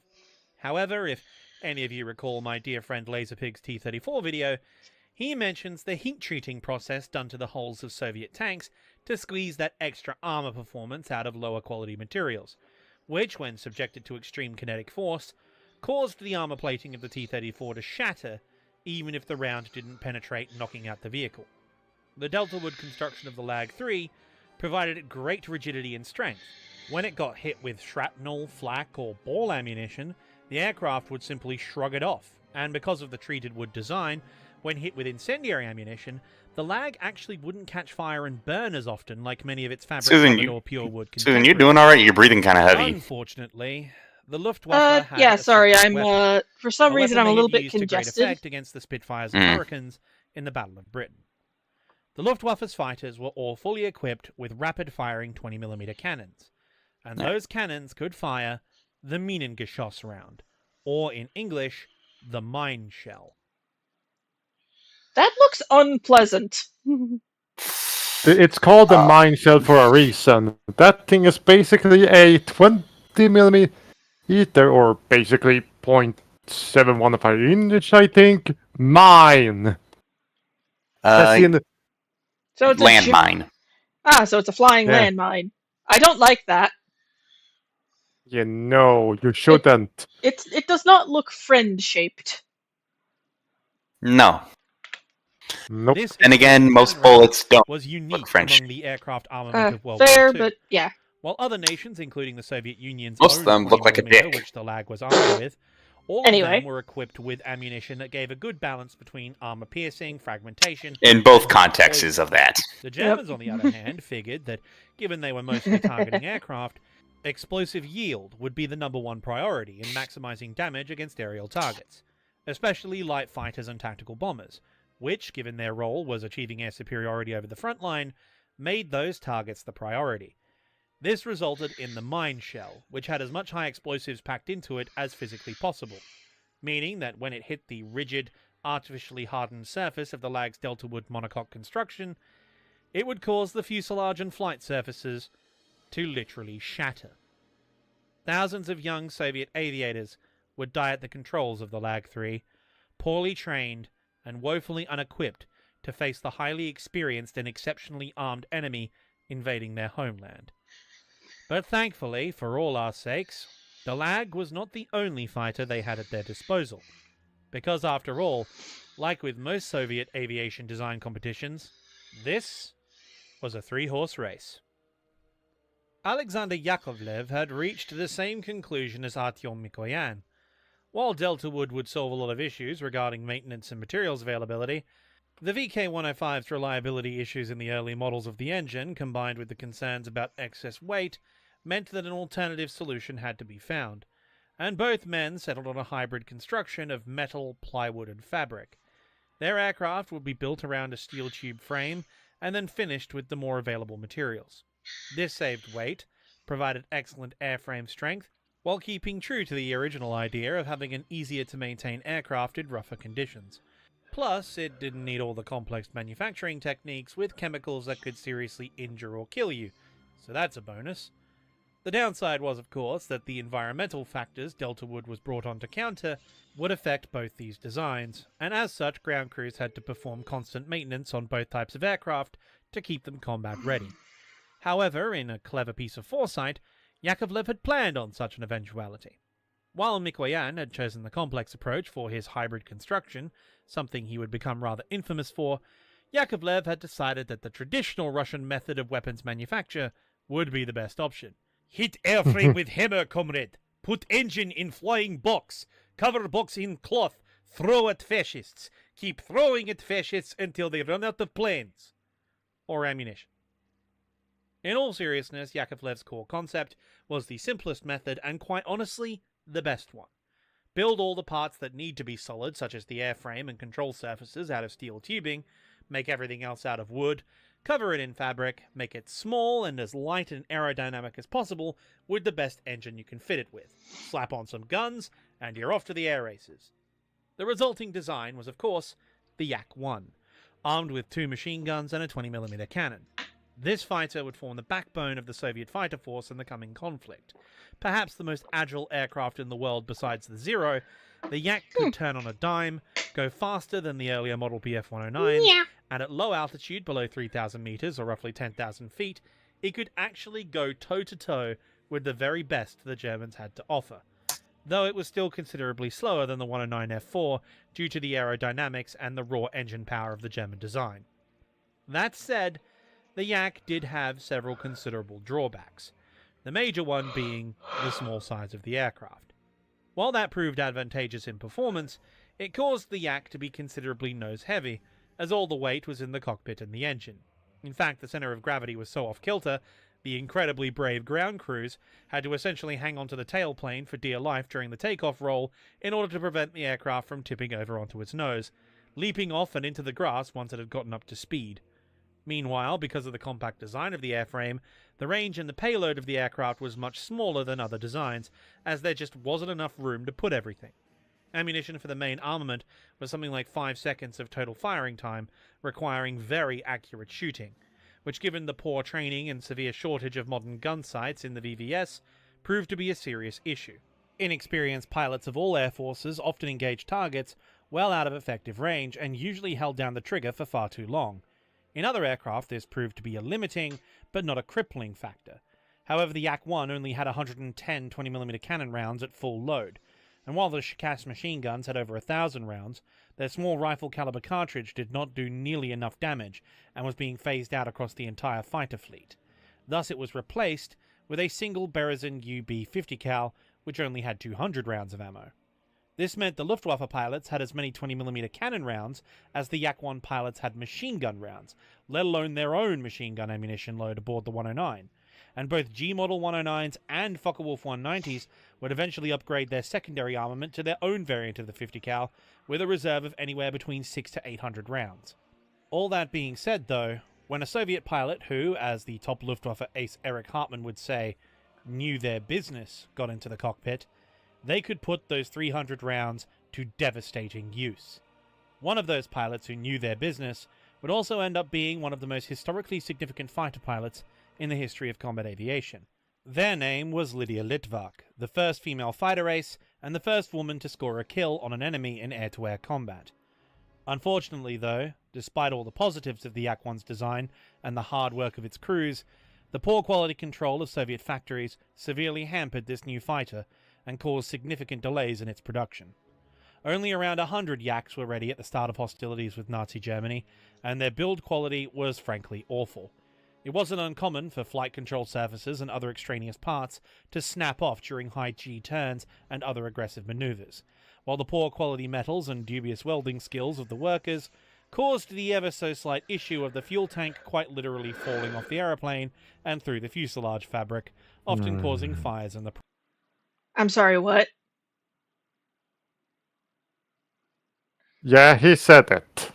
The fuel tank would fall out of the airplane. Yeah. This sounds like a problem. Like, our planes in the modern day have detachable fuel tanks, but that's like extra reserve fuel to get them to where the fight is. Yes, and they're designed that way on purpose. Yeah, These it's are not the entire oops. main fuel tank coming out. It's just They're what's the called drop spare? tanks. Yeah. This is a biblical oops. I'm going to step away for one moment to use the restroom. Okay. Alright, let's find something to talk about to fill the dead air. Yeah. Such as now you understand.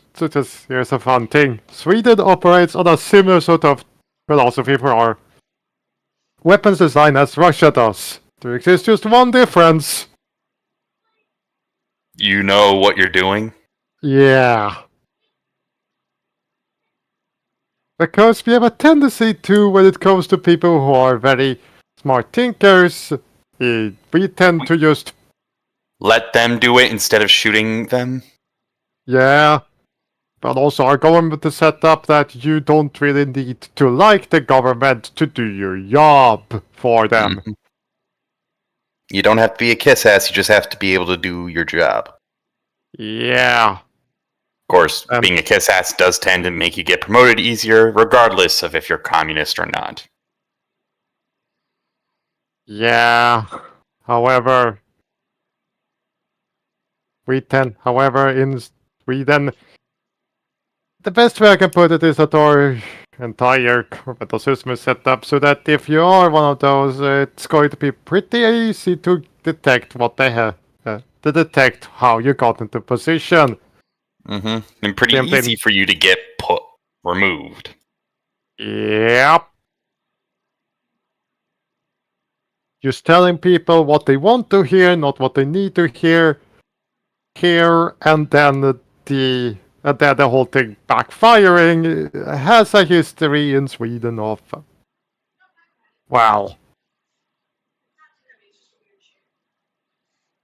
not doing something like that. And also, we have had people who also, I do think of one Swedish military officer who did get the short end of the stick. Up until recently, he was kind of treated like a Swedish equivalent of Benedict Arnold. You know Mhm. exactly what I'm talking about here. Not exactly. You know, you're American. You know Benedict Arnold. Yes, I know him, but I don't know the guy you're talking about. Okay, guy. so basically he was in a situation with a siege of a. And I'm back.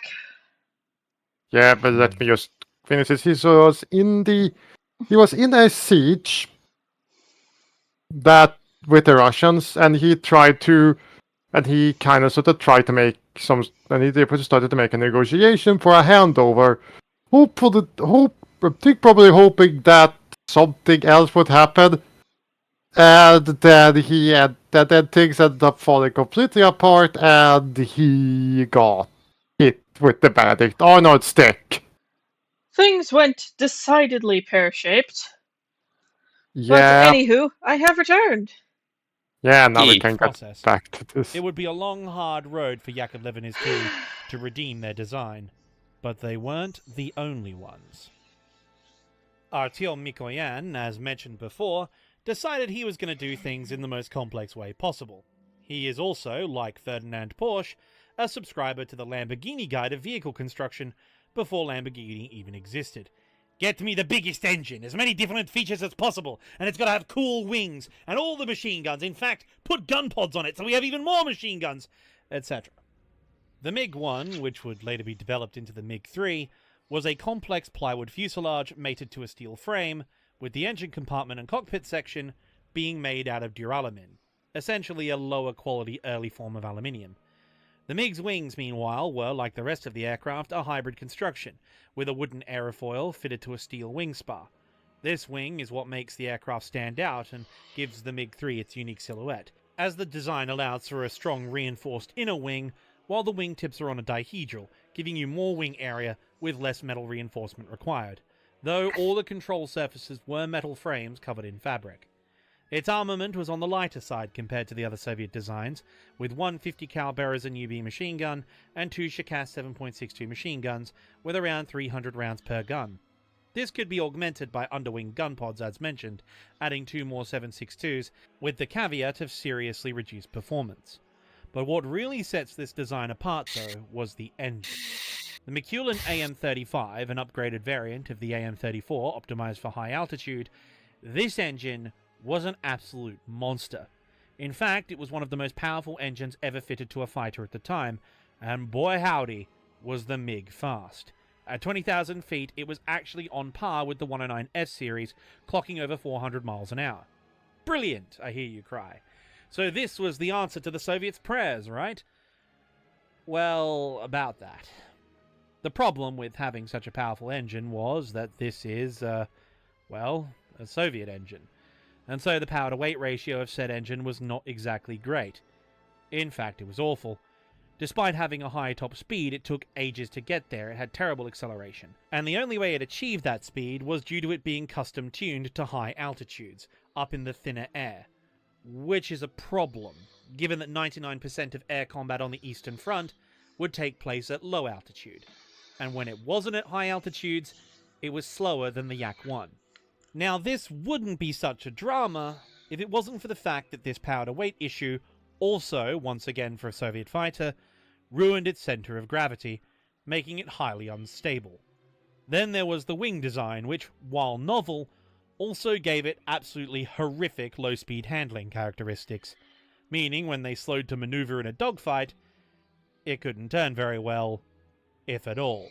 And when they tried turning and burning in a dogfight, they ran the risk that they would lose control, fall into an irrecoverable spin, pinning the pilot in the cockpit with the centrifugal force, resulting in almost certain death. There is at least one recorded instance of 3 MiG-3s attempting to intercept a high-altitude German reconnaissance aircraft, only for all 3 of them to stall in unison and lose control, resulting in a total loss of the flight and its pilots. The guy flying that recon plane must have been just like, That is this! Or something like that. that just went like, must have just watched this go down and then was just like, what? Oh. I must have just watched that go down with just like the expression of utmost bewilderment. Yeah, just... Because I know I would be utterly fucking bewildered if that went down. Yep.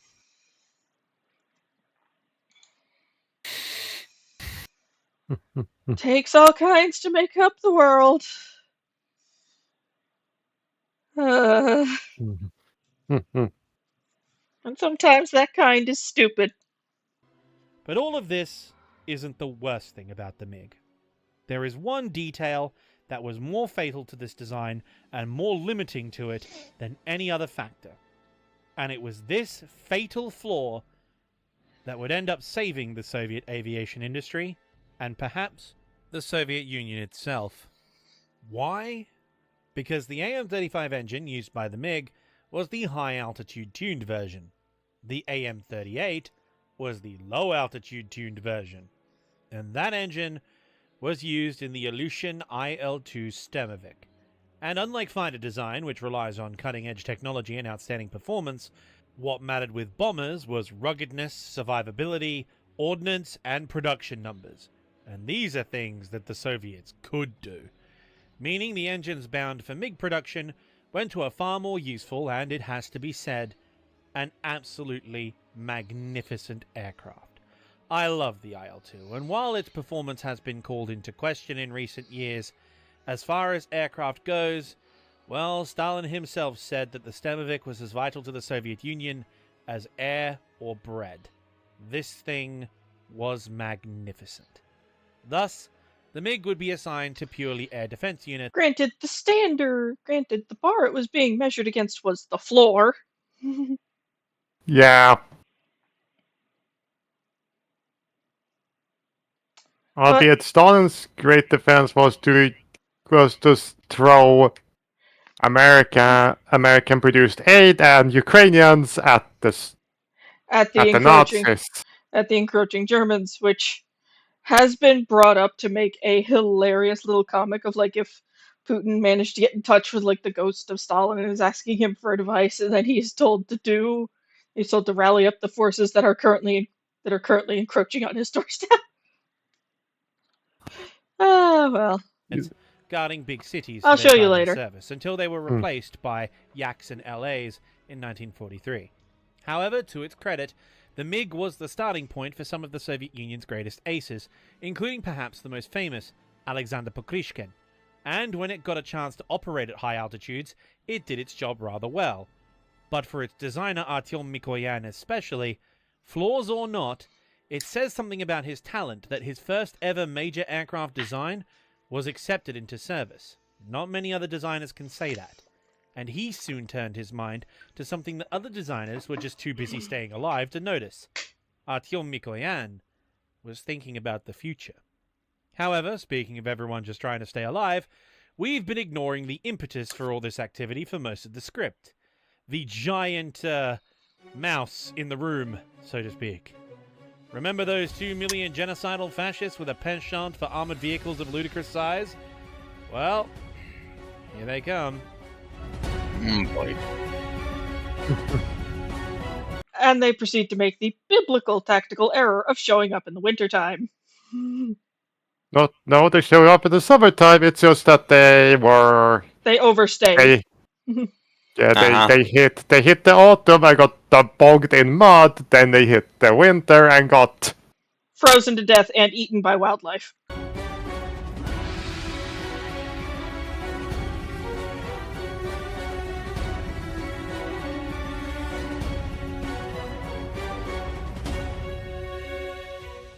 Operation Barbarossa commenced on June 22nd, 1941, and in terms of aerial warfare, it was the single worst defeat suffered by an air force in human history. Everyone had been placed on alert less than 24 hours before the invasion commenced, but those alerts did not filter through to the aviation units until it was far too late. The Red Army had been forward deployed into several large echelons close to the frontier. Stalin had always assumed that as long as the Western Allies were still in the fight, that the angry Charlie Chaplin impersonator would never risk waging a war on 2 fronts, 3 if you count the African campaign. Not to mention, he relied on Soviet trade for most of the raw materials needed to fuel his war effort. Which proves Stalin, for all his clever political dealings, wasn't very bright. Firstly, expansionist empires find it cheaper to just take resources than pay for them. Secondly, given that every Soviet spy in Europe, and even their top spy in Japan, Richard Sorge, was watching millions of German troops marching eastwards and going, "Yo, boss, this kinda looks sketch." Or the constant recon overflights into Soviet territory by high-altitude Luftwaffe reconnaissance aircraft, or the fact that a German communist who'd been drafted against his will defected and crossed the border with a handbook on him, and the handbook was titled Useful Phrases in Russian, which had the words "hands up," "surrender," and "die Bolshevik pig" on the first page. Nah, they aren't going to invade. Stop being alarmist. We can't do anything that might provoke them. That was an actual order Stalin gave out to the frontline troops, by the way, just in case you were wondering. Unfortunately for him, they have already been provoked. but you're still shipping existing. Yeah. And so, despite all these warnings, as well as the fact that General Zhukov and Stavka ran wargaming scenarios that almost mirrored the German plans for Barbarossa, warning Stalin that defense in depth was the correct course of action, the entire Red Army was set up for offensive operations instead. Offensive operations to take place far in the future. At the time, they were conducting training and reorganization, meaning half the entire military was in reserve or on leave. As for the VVS, or the Red Army Air Force, they were on peacetime readiness. Their pilots were in the mess or asleep, while their aircraft were parked on their airfields in long, neat rows, or in their big, easy-to-see hangars at their permanent bases, rather than being dispersed across alternate airfields or parked in sheltered revetments. The entire Soviet Air Force was basically one giant sitting target. The result was the single most one-sided engagement in the history of combat aviation by a margin that will never, ever be repeated. And I'm including stuff like Desert Storm. It was that bad. Well, actually, it might get repeated if the US decides to go absolutely postal and solos the entire planet, but the chances of that are remote. I hope.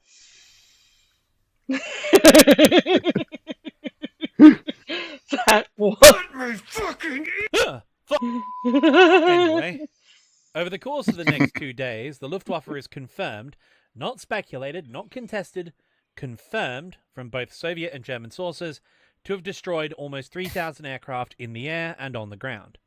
Axis losses, by contrast, were roughly 150 to 200 aircraft across all combatants and all aircraft types, which puts the KD that's ratio bad. in favor of the fascists Mm. at 15 to 1. That's very bad. 15 to 1. The commander of Soviet Air Forces That's West, that's upon bad. inspecting That's his very airfields in bad. the wake of the attack and confirming the casualty reports he was getting, decided to, in the words of Nikita Khrushchev, I have to report to the boss. No, not anymore. Perhaps you'd prefer to avoid the red tape.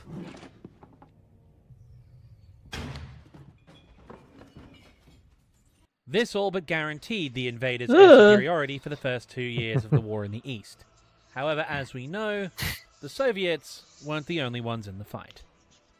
Lend-Lease started to arrive within weeks of the invasion, and that trickle very soon turned to a flood, while the Allies ramped up their own air campaign, inflicting heavy attrition on the already stretched to the limit Luftwaffe.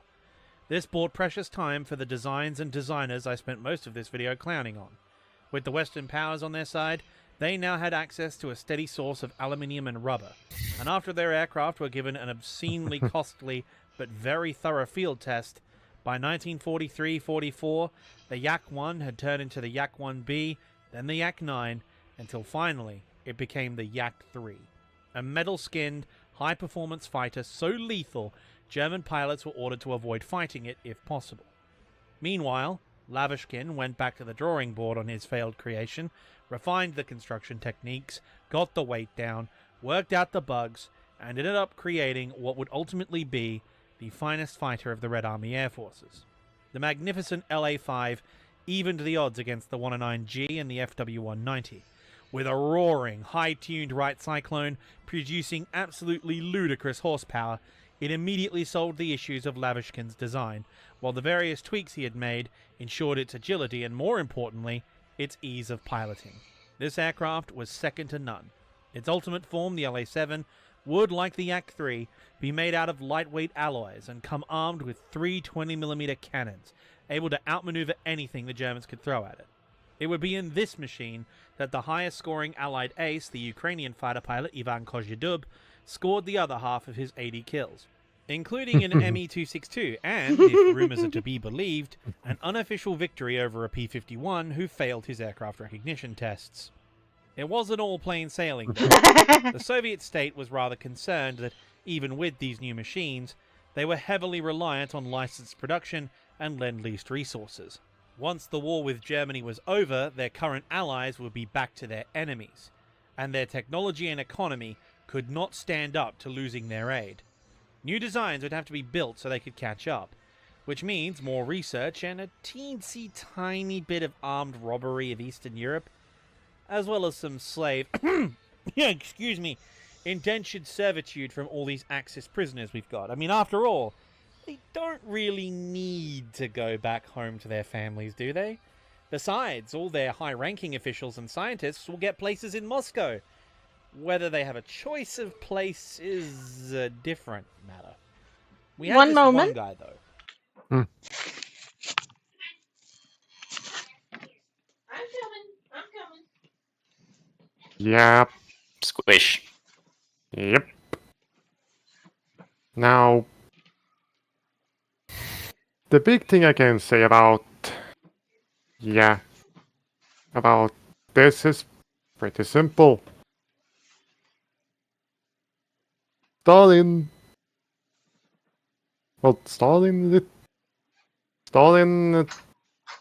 he tried to become part of the Axis, but things just didn't work out.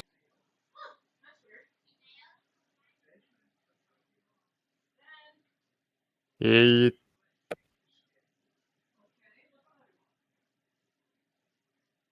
But if he had become part of the Axis, I'm pretty sure that Ukraine would have kind of rebelled.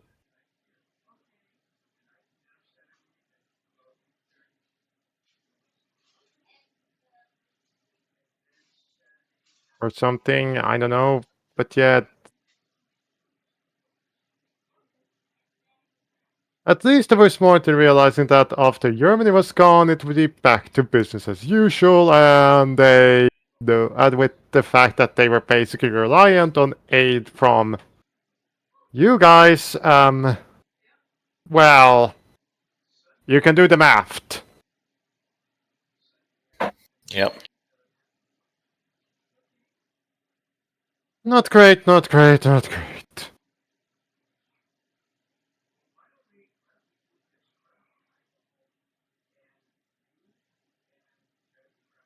And that...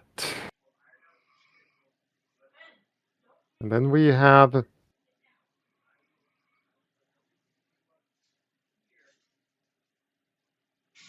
then we have the countries that weren't a part of the conflict because, well, reasons. If you have these guys joining up with the Axis, well, Finland would definitely join up with the Allies. As would Sweden, which would definitely cause problems for Germany. Because they would need to invade us. Mm-hmm. And remember, Sweden controls the other half of the waters that Germany needs to supply to. Who needs to get their navy to and from.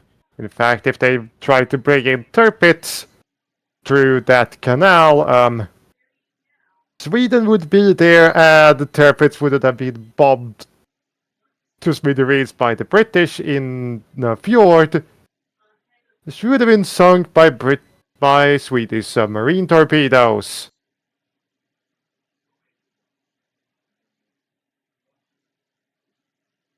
Also, the entire Swedish defense plan is literally invaders will pay with blood. The best way I can literally describe this is a mixture of Korn and the Imperial Guard. Just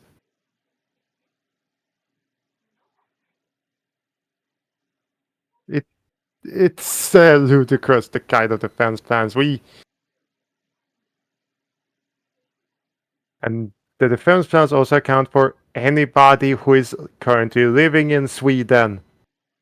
You don't really need to have a Swedish citizenship for the military to basically tell you a whole bunch of stuff, such as such as military drafts, civilian drafts, any pamphlets regarding how you survive it. It's all basically if you're on Swedish soil and we're at war, you're basically expected to serve in any way you can if you're between the age of 16 and 70.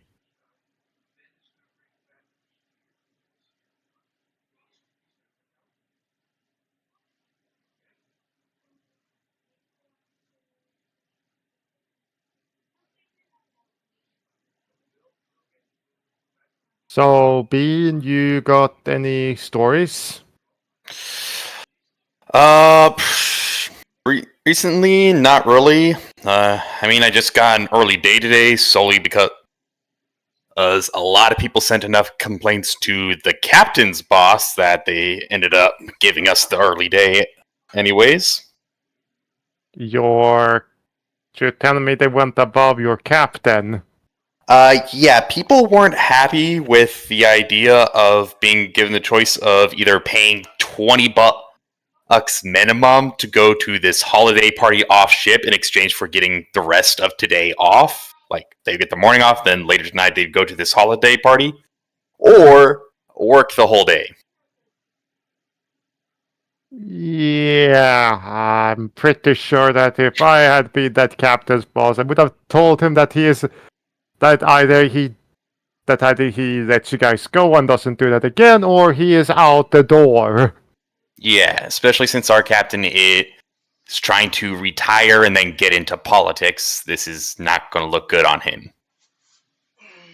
If he Which gets fired party? over it. No idea.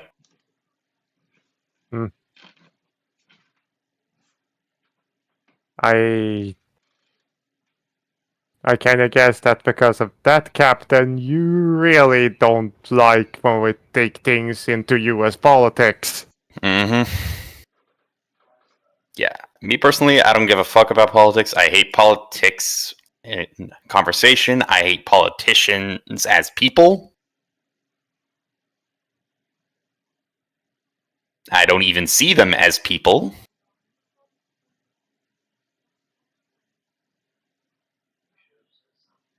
I do have the question of why. Because they're scum of the earth's parasites. No matter what party they're for.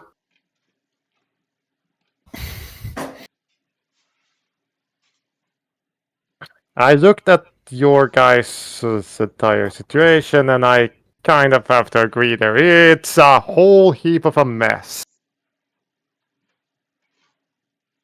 Hmm.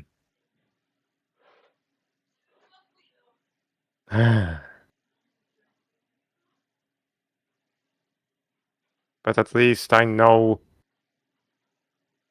But at least I know that with one of them I have someone with personal experience of that. Mm-hmm. But yeah. So, I did hear you also passed the training. Oh yeah, I just finished firefighting school.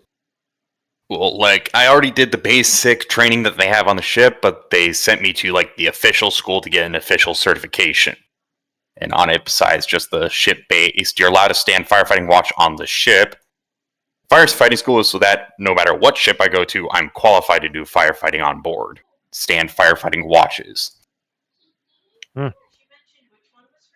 So It's not usually my job, but at the same time, in the Navy, everybody is helping whenever something happens to the whole ship.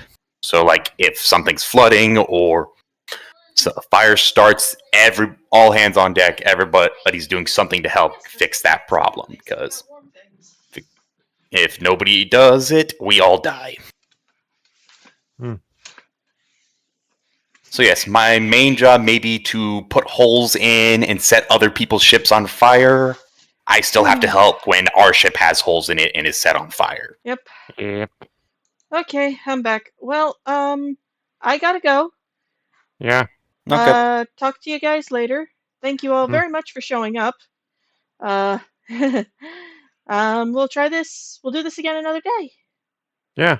Talk to y'all later. Yeah.